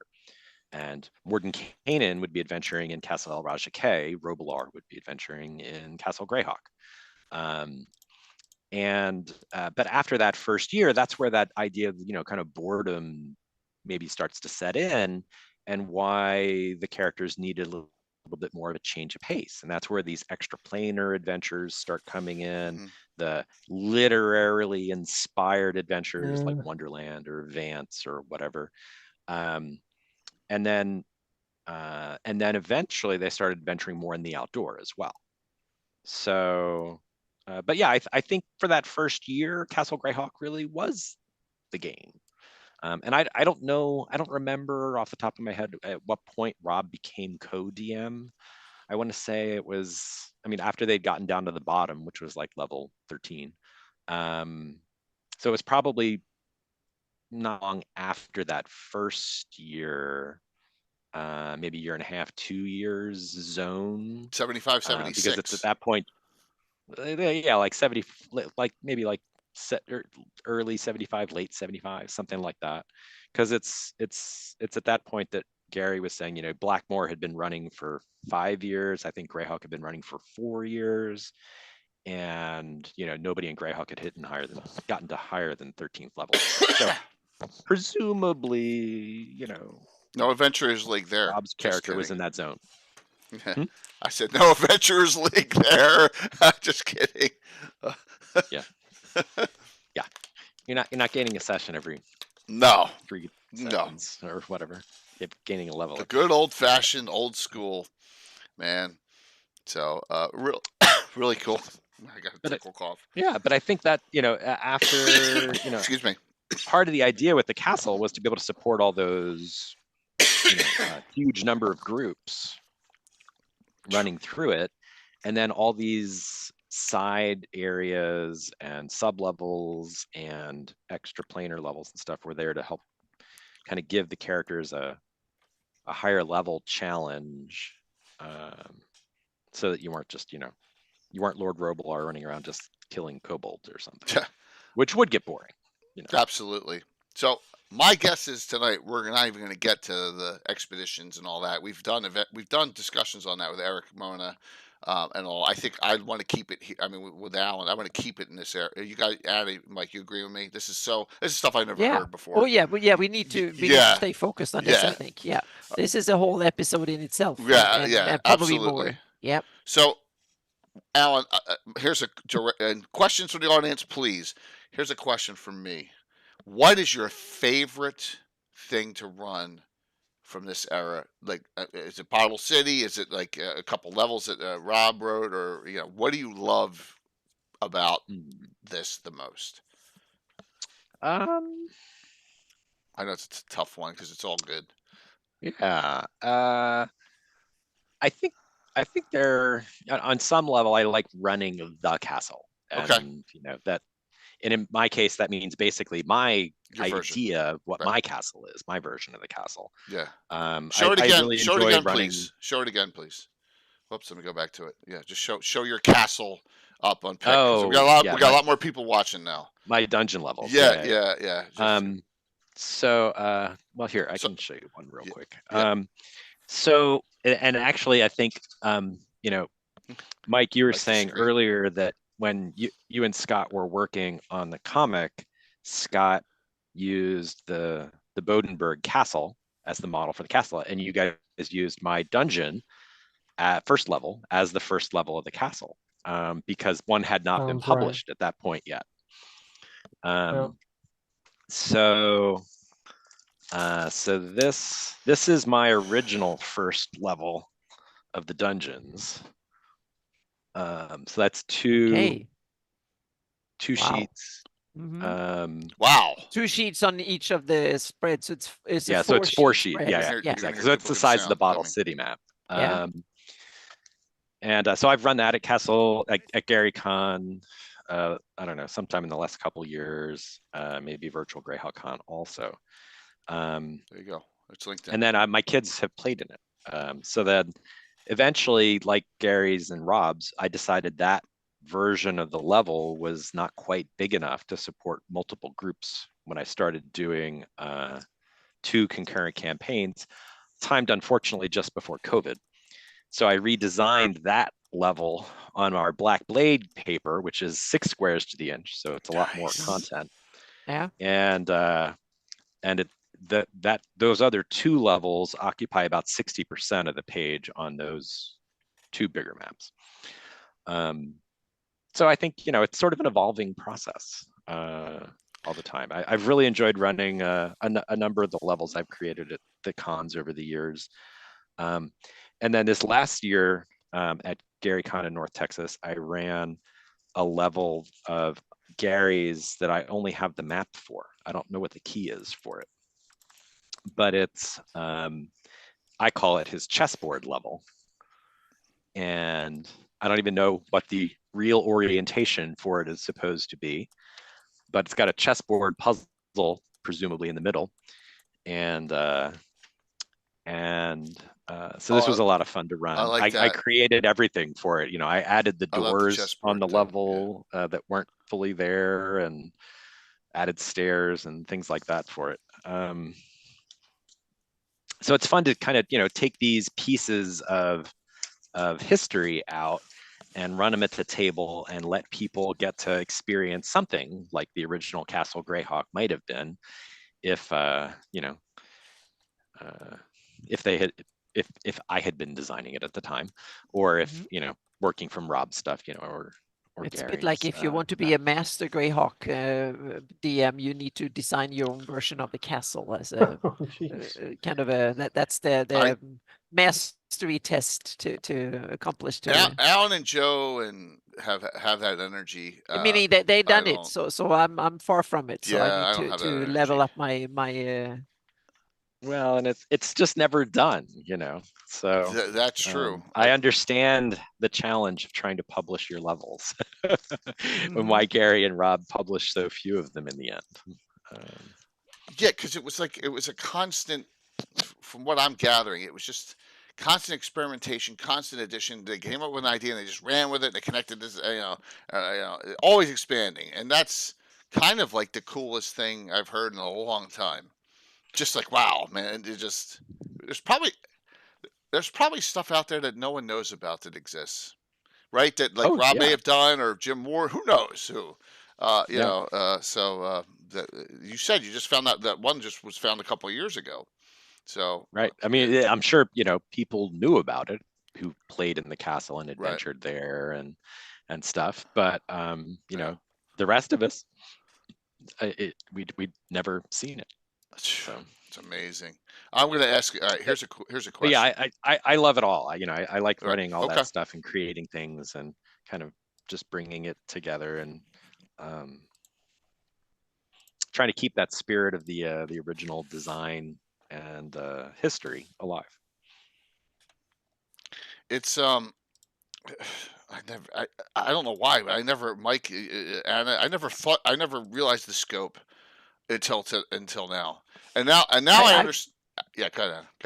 I was going to say, I realized the scope. That's one of the main reasons I've stayed away from this, because I felt I haven't been ready to tackle it yet, and because I want to make my version of it and adventure in it eventually, but I feel like I need to, because I want it to be my version, but I also want it to be somewhat of an homage to the originals. I need to feel like I need to dig through it more and more, and so far I've just assembled stuff, so to speak, and I've looked at it, peeked at it occasionally, just so I know, so I'm not a complete idiot when it comes to listening to you guys, but I still feel like I'm not an outsider, but I feel like this is something I have a lot to learn, but I've kind of kept away from it, and it's like, eventually I will feel Patrick. So little imposter syndrome that I might want to tackle it, so to speak. That's my And I've been so busy with other stuff too, so of course, but it's You've got the whole world on your shoulders, Anna. So, the rest of the world. Small so thing exactly, and I've started at the big picture and moving my way down, so to speak. So eventually, I will probably, and I'll get to that in the end of the show. Yeah.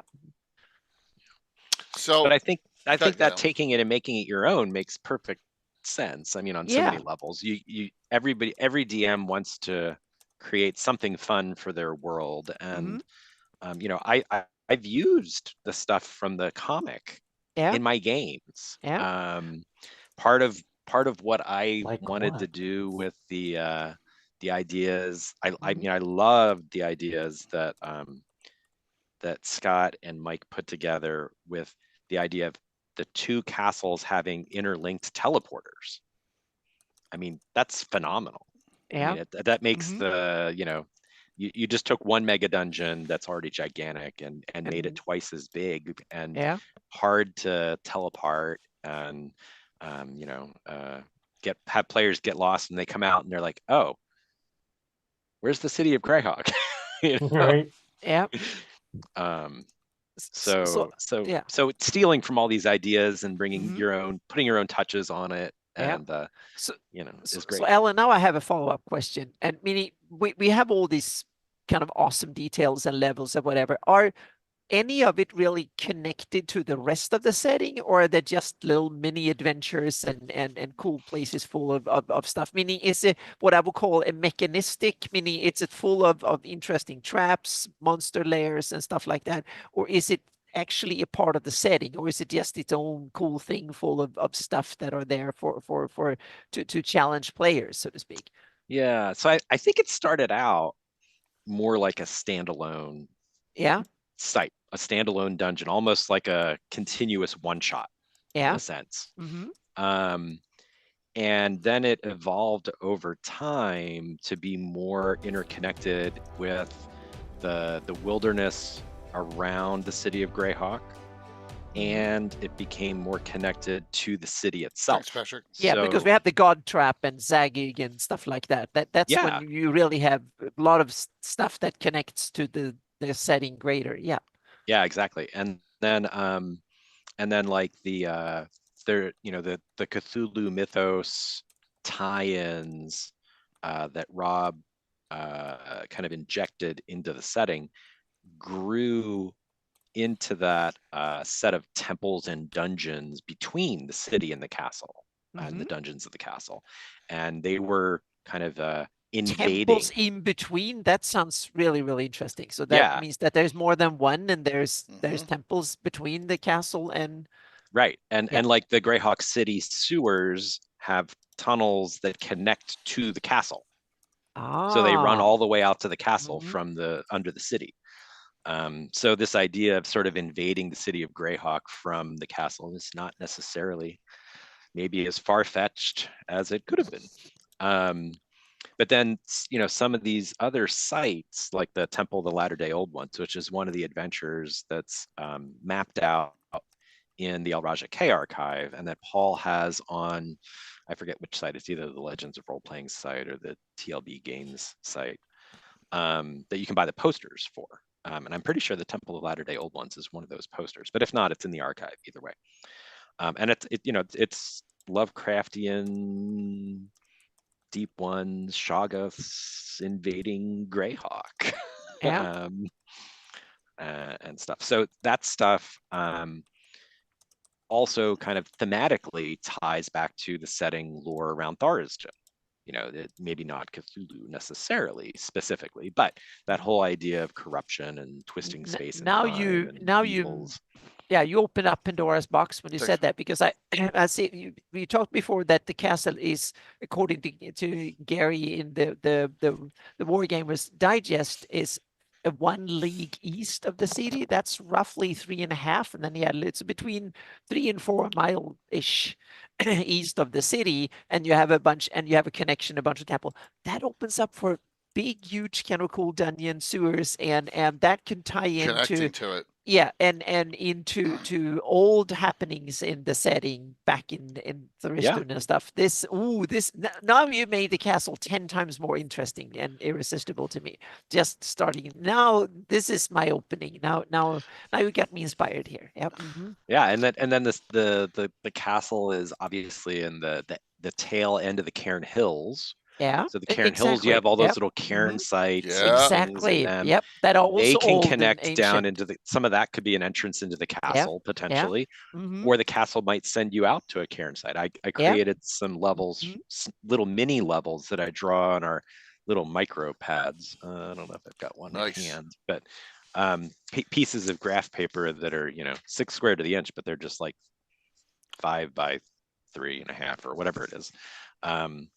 And I've created little mini dungeons on there for the cairns, and some of those I connect to areas that I added to my expanded version of the level 1 map. So you can go from the castle out to the cairns. Yeah. Do we know anything of the ancient history of the city and stuff from this? Meaning, is it like we heard that there was a small place and then the Great Kingdom came and made it large and conquered the area and made it into what it is? So is that the story that has always been there, or is there another kind of creation story for the city and the castle? Yeah. I think nothing stands out immediately as like stuff that you would know from the castle lore. Yeah.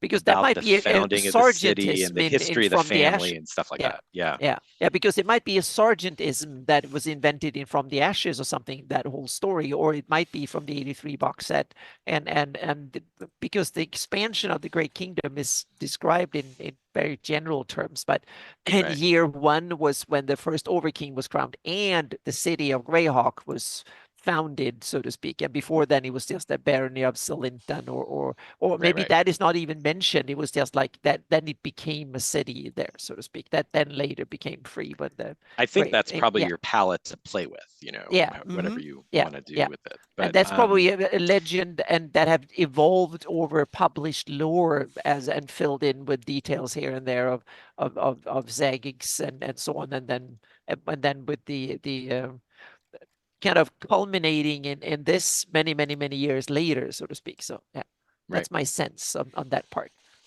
yeah, and I think you can cherry pick from all these different Yeah, sources and yeah, take things from the later sources, backport them into your history. yeah, You can, take alternate yeah, versions and, yeah, kind of fold, spindle, and mutilate them to your heart's content exactly. Yeah, to turn that into, your version of Greyhawk, yeah, plus your yeah, own personal creations as well.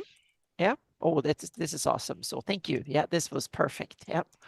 I just needed the warm up of an hour and a half of getting into stuff like this. This is fantastic. Thank you. Yeah, it's been a great. I know, and Malin just saying, I'm sorry I missed it. Just note, we're normally not on tonight, and we're on an hour earlier, so I understand completely. It's Yep. it's but it'll be there. It'll be here and on YouTube. All right. So Von Moko asked a question. I'll bring up the picture. Where do you know where this is in Castle Greyhawk, and what's the deal with the gravestone facing Yeah. of Greyhawk? So there's, if I remember right, I think, say I always mix up the Great Stone Face and the Enigma Okay. of Greyhawk. Even though it says here because Enigma they're of two different Greyhawk. faces. Oh, really? Yeah. So there's one that's like this giant Moai type statue thing. Right. And then there's another one that's a face inset into the floor that, and I think it's the latter that's supposed to be the one that Frotz Blue was imprisoned in. Oh. Okay. So the Great Stone Face, I think, mostly remains a mystery. Gary wrote about it in one of his soapbox articles, and I've got a summary of that up on my website. And then it's obviously in the Dragon. I don't know if it's in the Dragon archive because that's too late, but it's in Dragon from when Gary was still writing the soapbox articles. It like the Jeweled Man is sort of one of those mysteries that never quite got explained, but Jim Ward put the Great Stone Face to use in the castle by putting a magic mouth on it and then having characters who encountered it be told by the face to give them the next magic item that they recovered or something like that to the next person they met, and great rewards would be coming to them. So he conned like 3 or 4 of the other players into giving his character magic items and stuff using it. But if I remember right, I think it might be on the 6th level of the original castle, but I may not be remembering that right. Okay. I don't know that it got fully pinned Blue down. Box. I hope you had a great initial stream there, Kurt. Good to see you all. Yeah, we're having a fun. Alan Growe's kicking it tonight, man. We're having an awesome discussion on Castle Greyhawk. You got to go back and rewatch this. This has been some stuff. I've learned stuff I did not know. I'm Mike, and I'm assuming you all. A lot. A lot of definitely. stuff. Yes. That we have yes. not. This is. I did not This know. is fantastic. We're all learning this stuff, Yeah.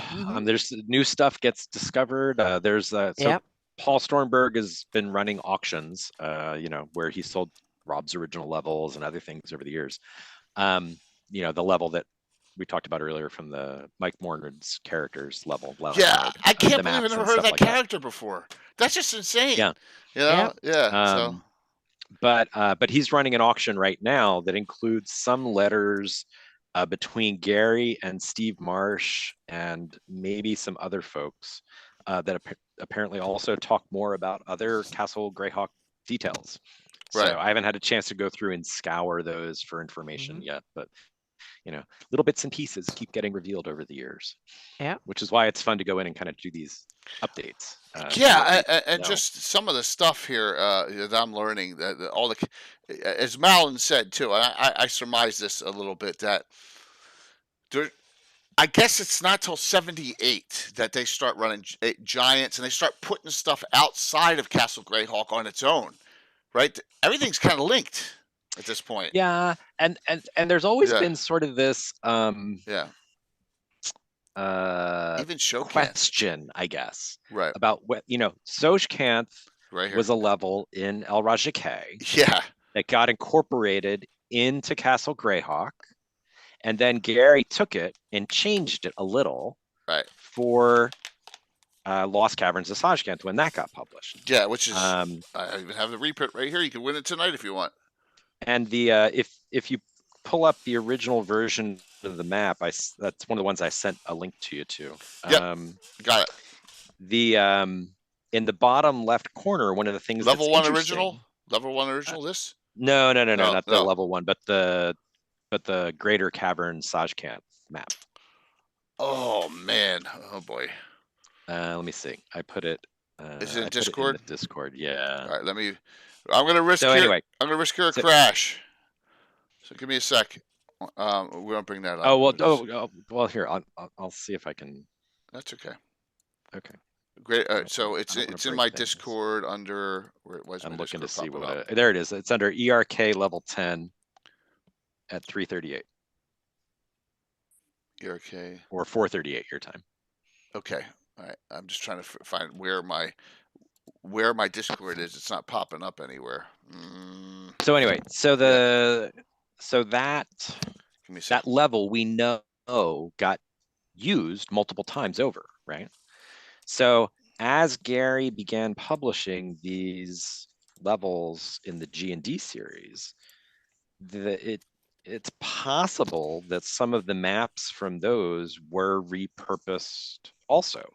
And part of what makes me wonder about that is that there's, in the description of the one I have for the extra planar, extra planetary, etc. levels, one of those is described as a series of caverns filled with giant fungi. Mm-hmm. And that sounds an awful lot like the D1 map. Yeah. Yeah. It sounds like it does. Descent into the depths. So, you know, Yeah, maybe Greg, some does. of those levels were originally in Castle Greyhawk, and we've kind of Would not surprise me. seen more of Castle Greyhawk than we thought we have over the years. Yeah. Maybe. Mhm. I mean, who knows? But when Gary took the map from Sojkanth and then used it as the Greater Caverns, excuse me, when he took the map from El Rajake and Castle Greyhawk and used it as the Greater Caverns map in Sojkanth, he changed it a little bit. So in the bottom left corner of that map, and you can see it on the El Rajake levels, and then I've got a copy of it here too. Yeah, so I'm having trouble bringing up my Discord. Yeah, in my no worries. streaming I'll- machine here. I'll just Sorry about that. grab it from here. I thought I had everything brought up, but somehow. Let's see. I don't know if I have the color version. That's the machine level. I do have this. I do have this pic of you and Gary. Oh yeah, If- that's from the LGDC. So shoot, where is it? Oh, it's under the El Rajake maps. Sorry, I've got a different spot. Here we go. So this is Okay, let me. that original Greater Caverns map. And you can see, so, you know, you got the center That's area it, with yeah. the teleporters Yep. and all that stuff. It looks just. And then down here at the bottom, there's this little section that's actually like regular dungeon, not cavernous. Right. And it's accessed from secret doors and a couple of those other caverns. And then that's how you would, at the bottom of El Rajake, Rob had 4 of these levels that were connected next to each other. So this was level 7, then level 8 was next to it, going one of these ways. I guess level 9 was over here, so this must have been 8, and that was just 7.5. Anyway, so you could go horizontally across the levels, and they kind of formed a really big mega level at the bottom of El Rajake. So when Gary took this level and repurposed it for the Greater Caverns, he chopped that part off and changed it. So there's no worked secret door cavern dungeon section in the Greater Caverns. So, you know, even if some of the other maps from the castle got repurposed as the G1 map or the D1 map or something like that, you know, they might have been changed for their new context as well. So I'm going off on a little tangent. I know someone who has the original Showcant publication, which came out at Gen Con 70 in the early 70s. WinterCon in '76, yes. That thing's worth like $3,000 or something, right? Because there's only like Oh, it's probably worth more than that now. more than that now. Because there's only like Whoa. what 100 of them made or something. Not even that. I don't remember. Right, all right. Maybe 300. I'm thinking of the Okay. Tomoe-chan collector editions. Yeah, I don't remember how many there are. So, but that was this one, or that one had that part of the El Raja key part on it. So no, it's actually the It's published actually this one. 82 version. Yeah, Okay. except that Okay. the WinterCon version has no wilderness. Okay, so that was all added in here too. Yeah, and then it has Okay. illustrations for some of the encounter areas and stuff, similar in style to the original illustrations for Tomb of Horrors. You're all going to see where I'm going with this in a second, by the way. And things. So there is some content in the tournament that's not in the later 1982 version we know and love. So that means in the early 76 version, we're talking 76, Igwolf exists. Yep. Drelsna exists. She doesn't have a name in that one. She doesn't have a name. Okay, they haven't named her, but she's not named in that adventure anyway. Let me put it that way. Okay, She might have a name already anyway. But. Okay. Is Grazitz mentioned? I think so. Okay, in the 76. See where I'm going, everyone? I just want to know how old some of the lore is. Yeah. Yeah, so Igwolf is ancient. Igwolf goes back to 76, which is predates Ayus, right? He might Igwolf have existed been before Ayus. I don't remember. Yeah, Igwolf Ayus' mother. It predates Ayus. It wasn't the other way around. Am I making the right connection? Yeah, I think that's fair. I'm just looking real quick. There you go, man. That's something really cool to know. Yep, of course, Dave. I'm just putting the point out there that there's some of this lore is so old people don't even realize it. How old the lore is. So really cool. Okay. Yeah. And I didn't prep for. I understand. I was going to put a tangent on that because of the connection. No, that's okay. Yeah. So I'm just looking to see on my S4 page. I've got the text of the original tournament background. Okay, let's see. So it mentions Igwilv. It mentions Perrinland. It mentions the Duchy of Geoff, the Forsaken City of Dust. It mentions the Lanthorn. It mentions when Igwilv was slain by the demon Grotst. So yeah. But no Ayus at all. And no mention of Ayus in the background material. I don't remember their Ayus being mentioned elsewhere in the tourney version either. So yeah. Yeah. There you go. I thought the Company 7 was in the mid 70s. No? I thought what? Sorry? The Company 7 was in the mid 70s. Am I wrong on that? The original adventure group, the adventuring group, the Company 7. Oh, the Citadel. Citadel. Yeah. That was Gary's. Company of 7 is Holians. Right. Company 7 is Holians. I think Dave's asking though about the Citadel.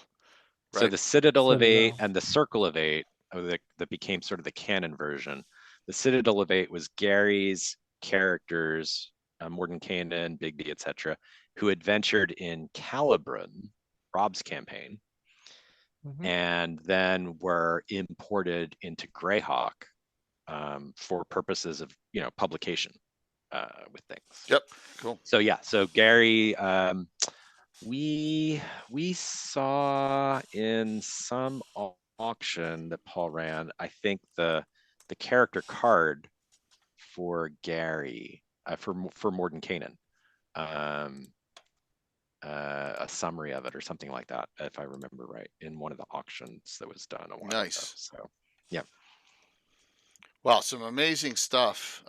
So I just threw out there, Mike, you got any other questions for Alan? I know we'll be coming up on time Well, shortly. now this is just the beginning. So now I have so much to learn before I can even ask more questions. But the key thing for me tonight is that now I have enough that I can start kind of getting into to the castle from my perspective, which is really cool. So thank you, Alan. This has been Oh, yeah. the for me the eye-opening discussion of this, because I've just seen so much of this and read, and for me it was just a bunch of rooms under the castle Yes. outside the Greyhawk that the early ones used with injury all this time, and there was the funny version, and there was a bunch of serious versions and various fan versions and stuff, and that's roughly it, so to speak. And then I heard about the God Trap and Zagig and so on, and the Three Towers, and that was basically it, so to speak. And now I'm much more feel like this is now something I want to tackle. Yeah.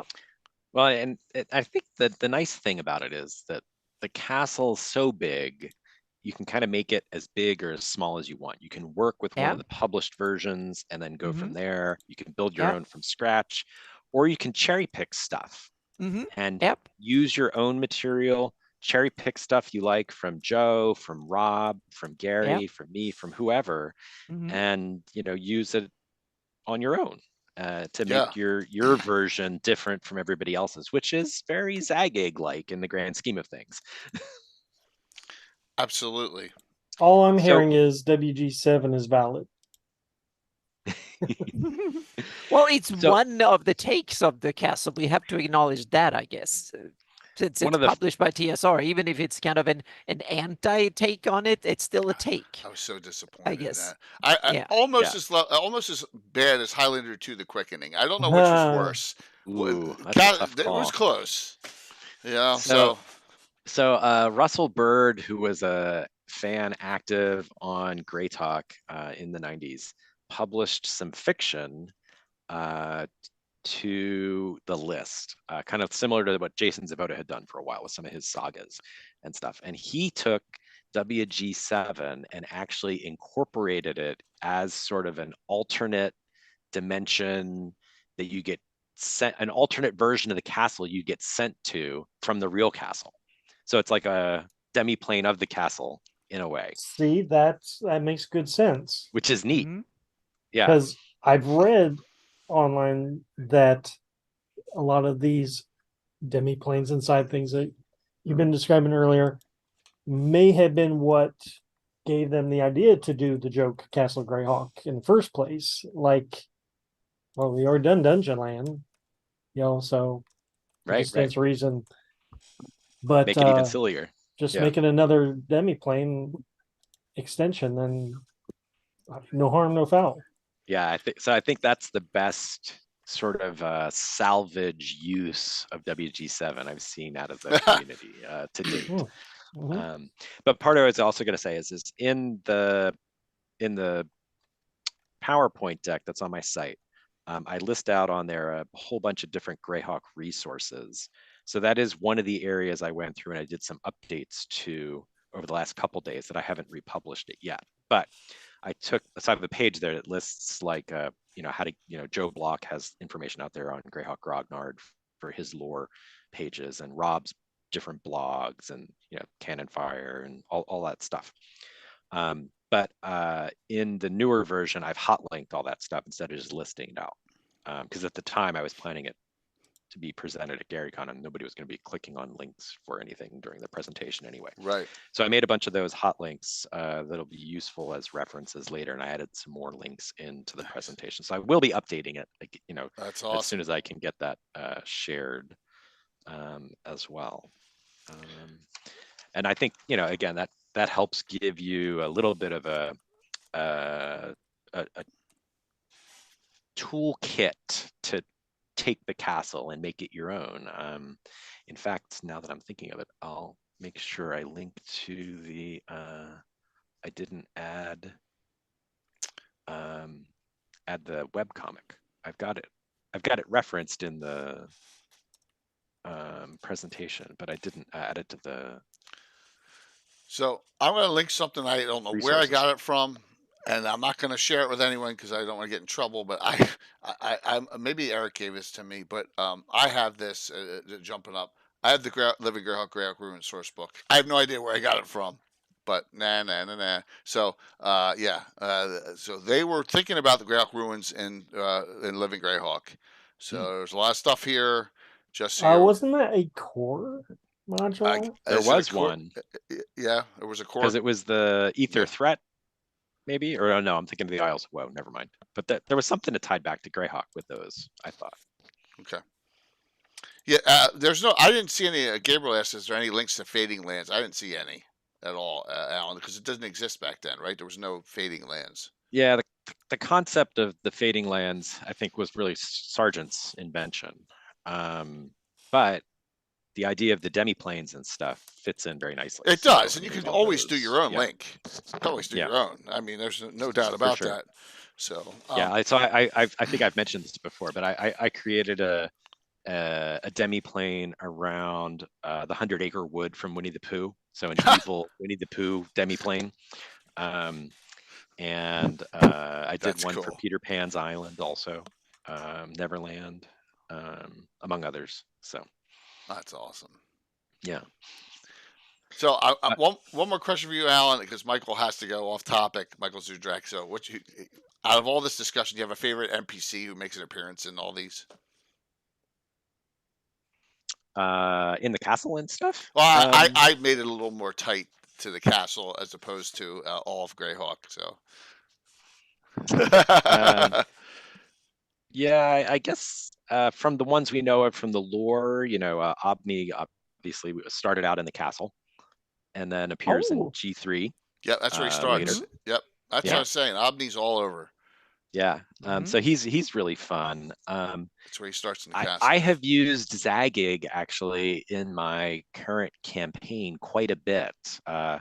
Couple characters had a divine intervention invocation of him at a chapel in Hardby when they were there. So he's a fun one to play with as well.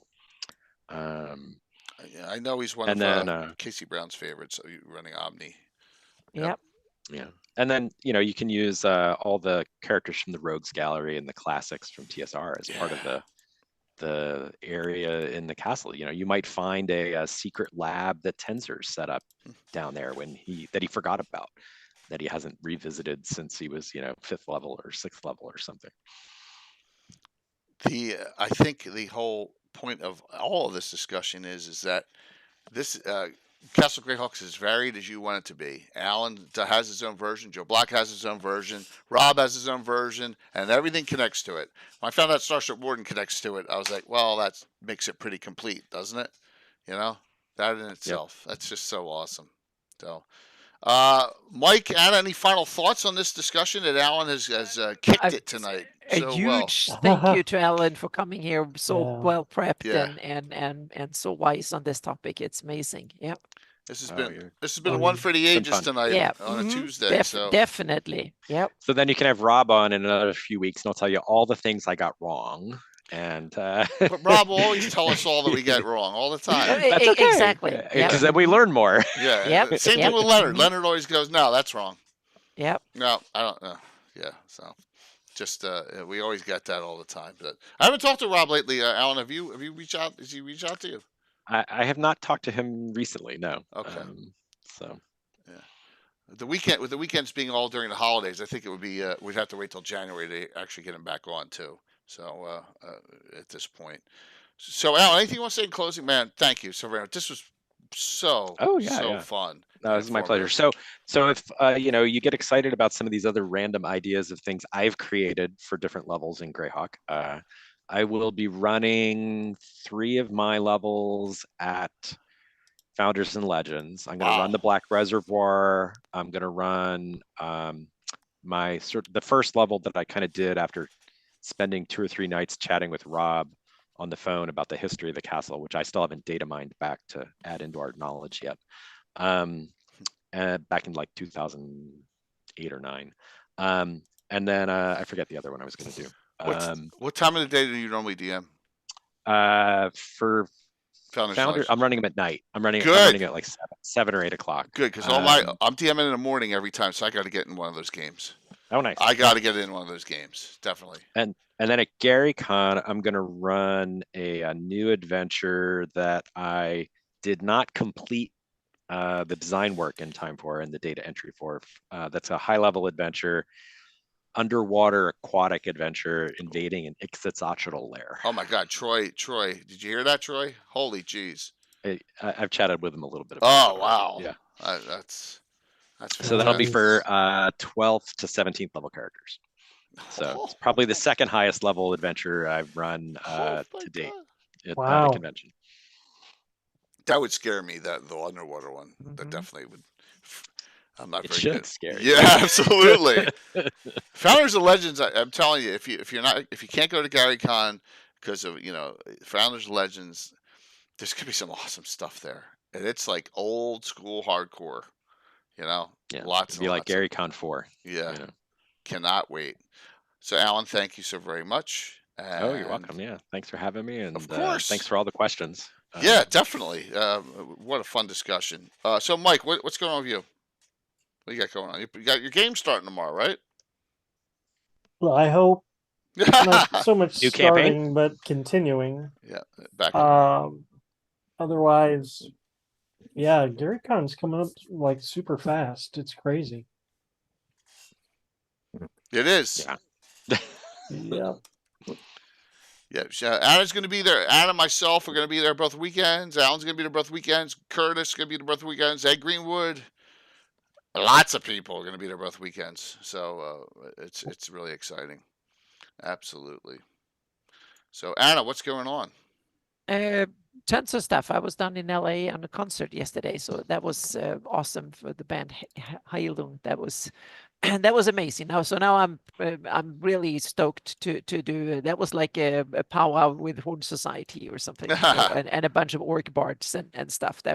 I can highly recommend it. So thank you, Les, for inspiring me to go and see that one and listen to it. Especially, Cool. it rattles your bones. I can tell you that.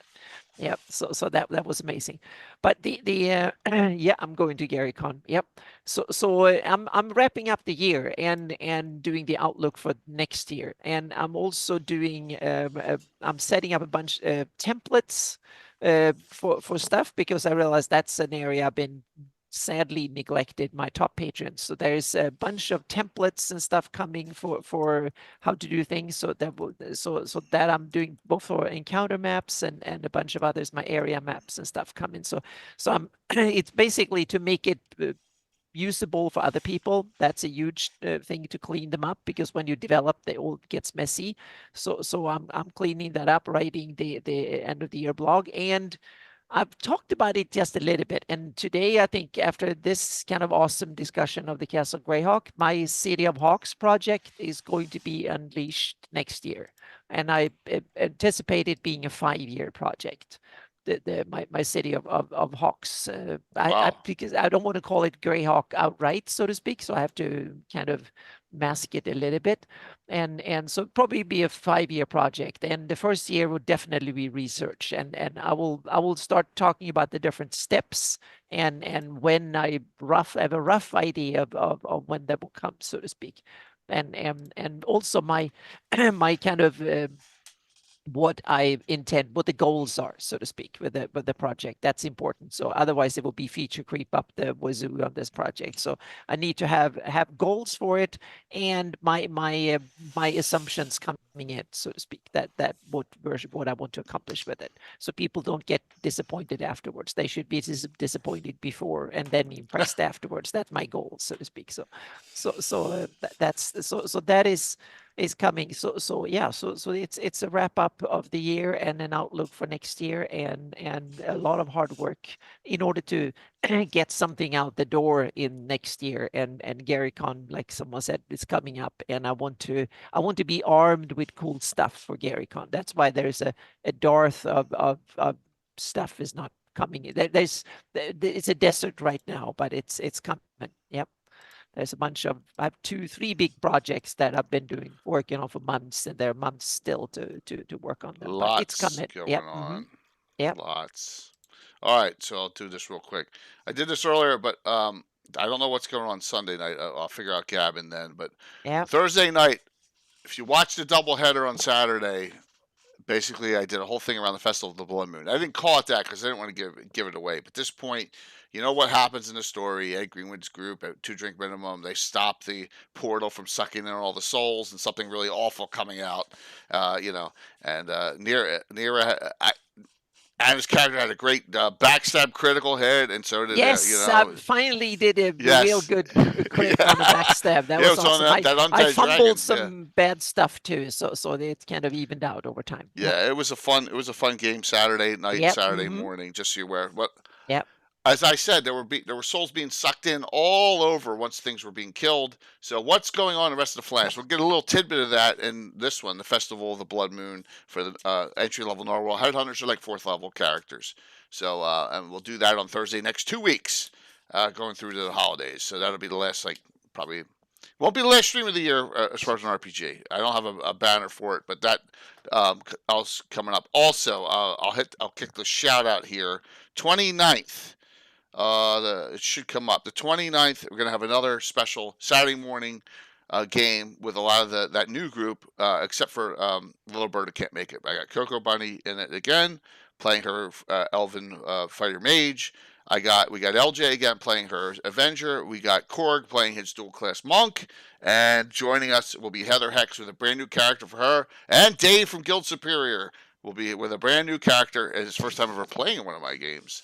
At minimum, we may have a 6th person in that too. So, yep. Go get your. And another thing, here's the link for Paige. Joe, you see Joe Block and I are right next to each other. We do have a seminar on Saturday, late in the afternoon. There is which button is it? Jeez, I got so many freaking buttons. There. And it's below too. If you're going to go to Page, there's a $15 off coupon right there. It's Kazumba, all lowercase, and PAGE, all uppercase together. It'll work. So and I have 2 games I'm running. Hools has 3 signups, part 2. That's when I get in. And then I got 2 seminars running at minimum, and that's going to be coming up first weekend in January. There you go. So that's what's up. Let's do the giveaway and then roll out of here. Yeah. While you figure that out, like I mentioned, I'll have a stream tomorrow night. Cool. Cover that Filler. one and Friday as well. So awesome. Yeah. That's great, Anna. Thank you so very so much. Friday, tomorrow it's 5 and Friday it's the usual time tomorrow. That's Pacific. Time. Yeah, that's Pacific time. Yeah. So 8 o'clock Eastern tomorrow and then 9 o'clock on Friday. Yeah. He did big, and I'm just worried that we're not going to have enough attendees. That's it. You know what I mean? He did a great job setting it up, but you got to get people in. Yeah. So we'll see. So we'll see. Is this the first year? Yeah. Okay. And it's something he's doing. He's doing all he can. Yeah, but it's Friday, Saturday, Sunday of that first weekend. So that's tough. Yeah. Yep. All right. Let's do. I was really hoping to be able to go to that, but just didn't work out timing wise. Yeah, because you're not. It's a haul for you. It's not like you're living in South Jersey like I am now, right? So, but I'm excited about. Hopefully next year. Yep.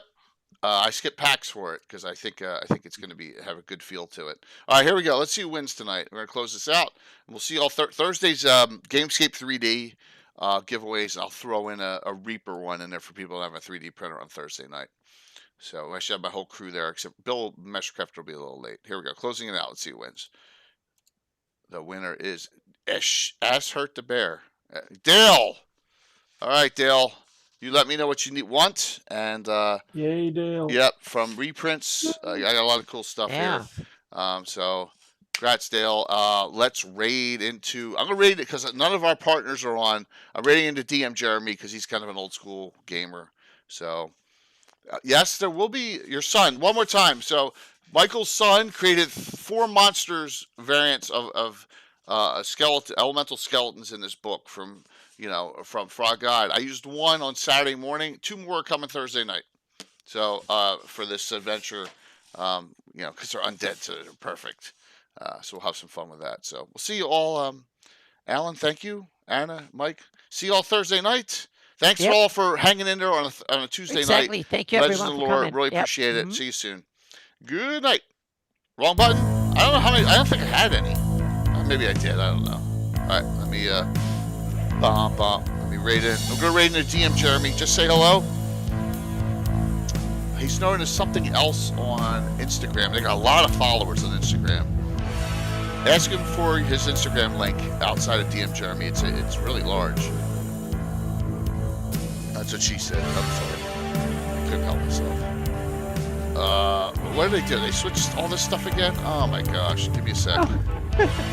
Twitch is changing shits around so much. And I'm like, what? We're getting old, Jay. That's the I thing. guess that's what it Things is. change fast I when guess we that's get what it old. is. so All right, yeah. I got it. Yep. Oh my gosh. There we go. Starting to Found feel the it. same way. Yep. Yeah, I was like, where is it this time? All right, see if we can get over 60. That'd be awesome. Yeah, cool. All right, 5, 4, 3, 2, 1. See you Thursday night. There we go. Just make sure it went.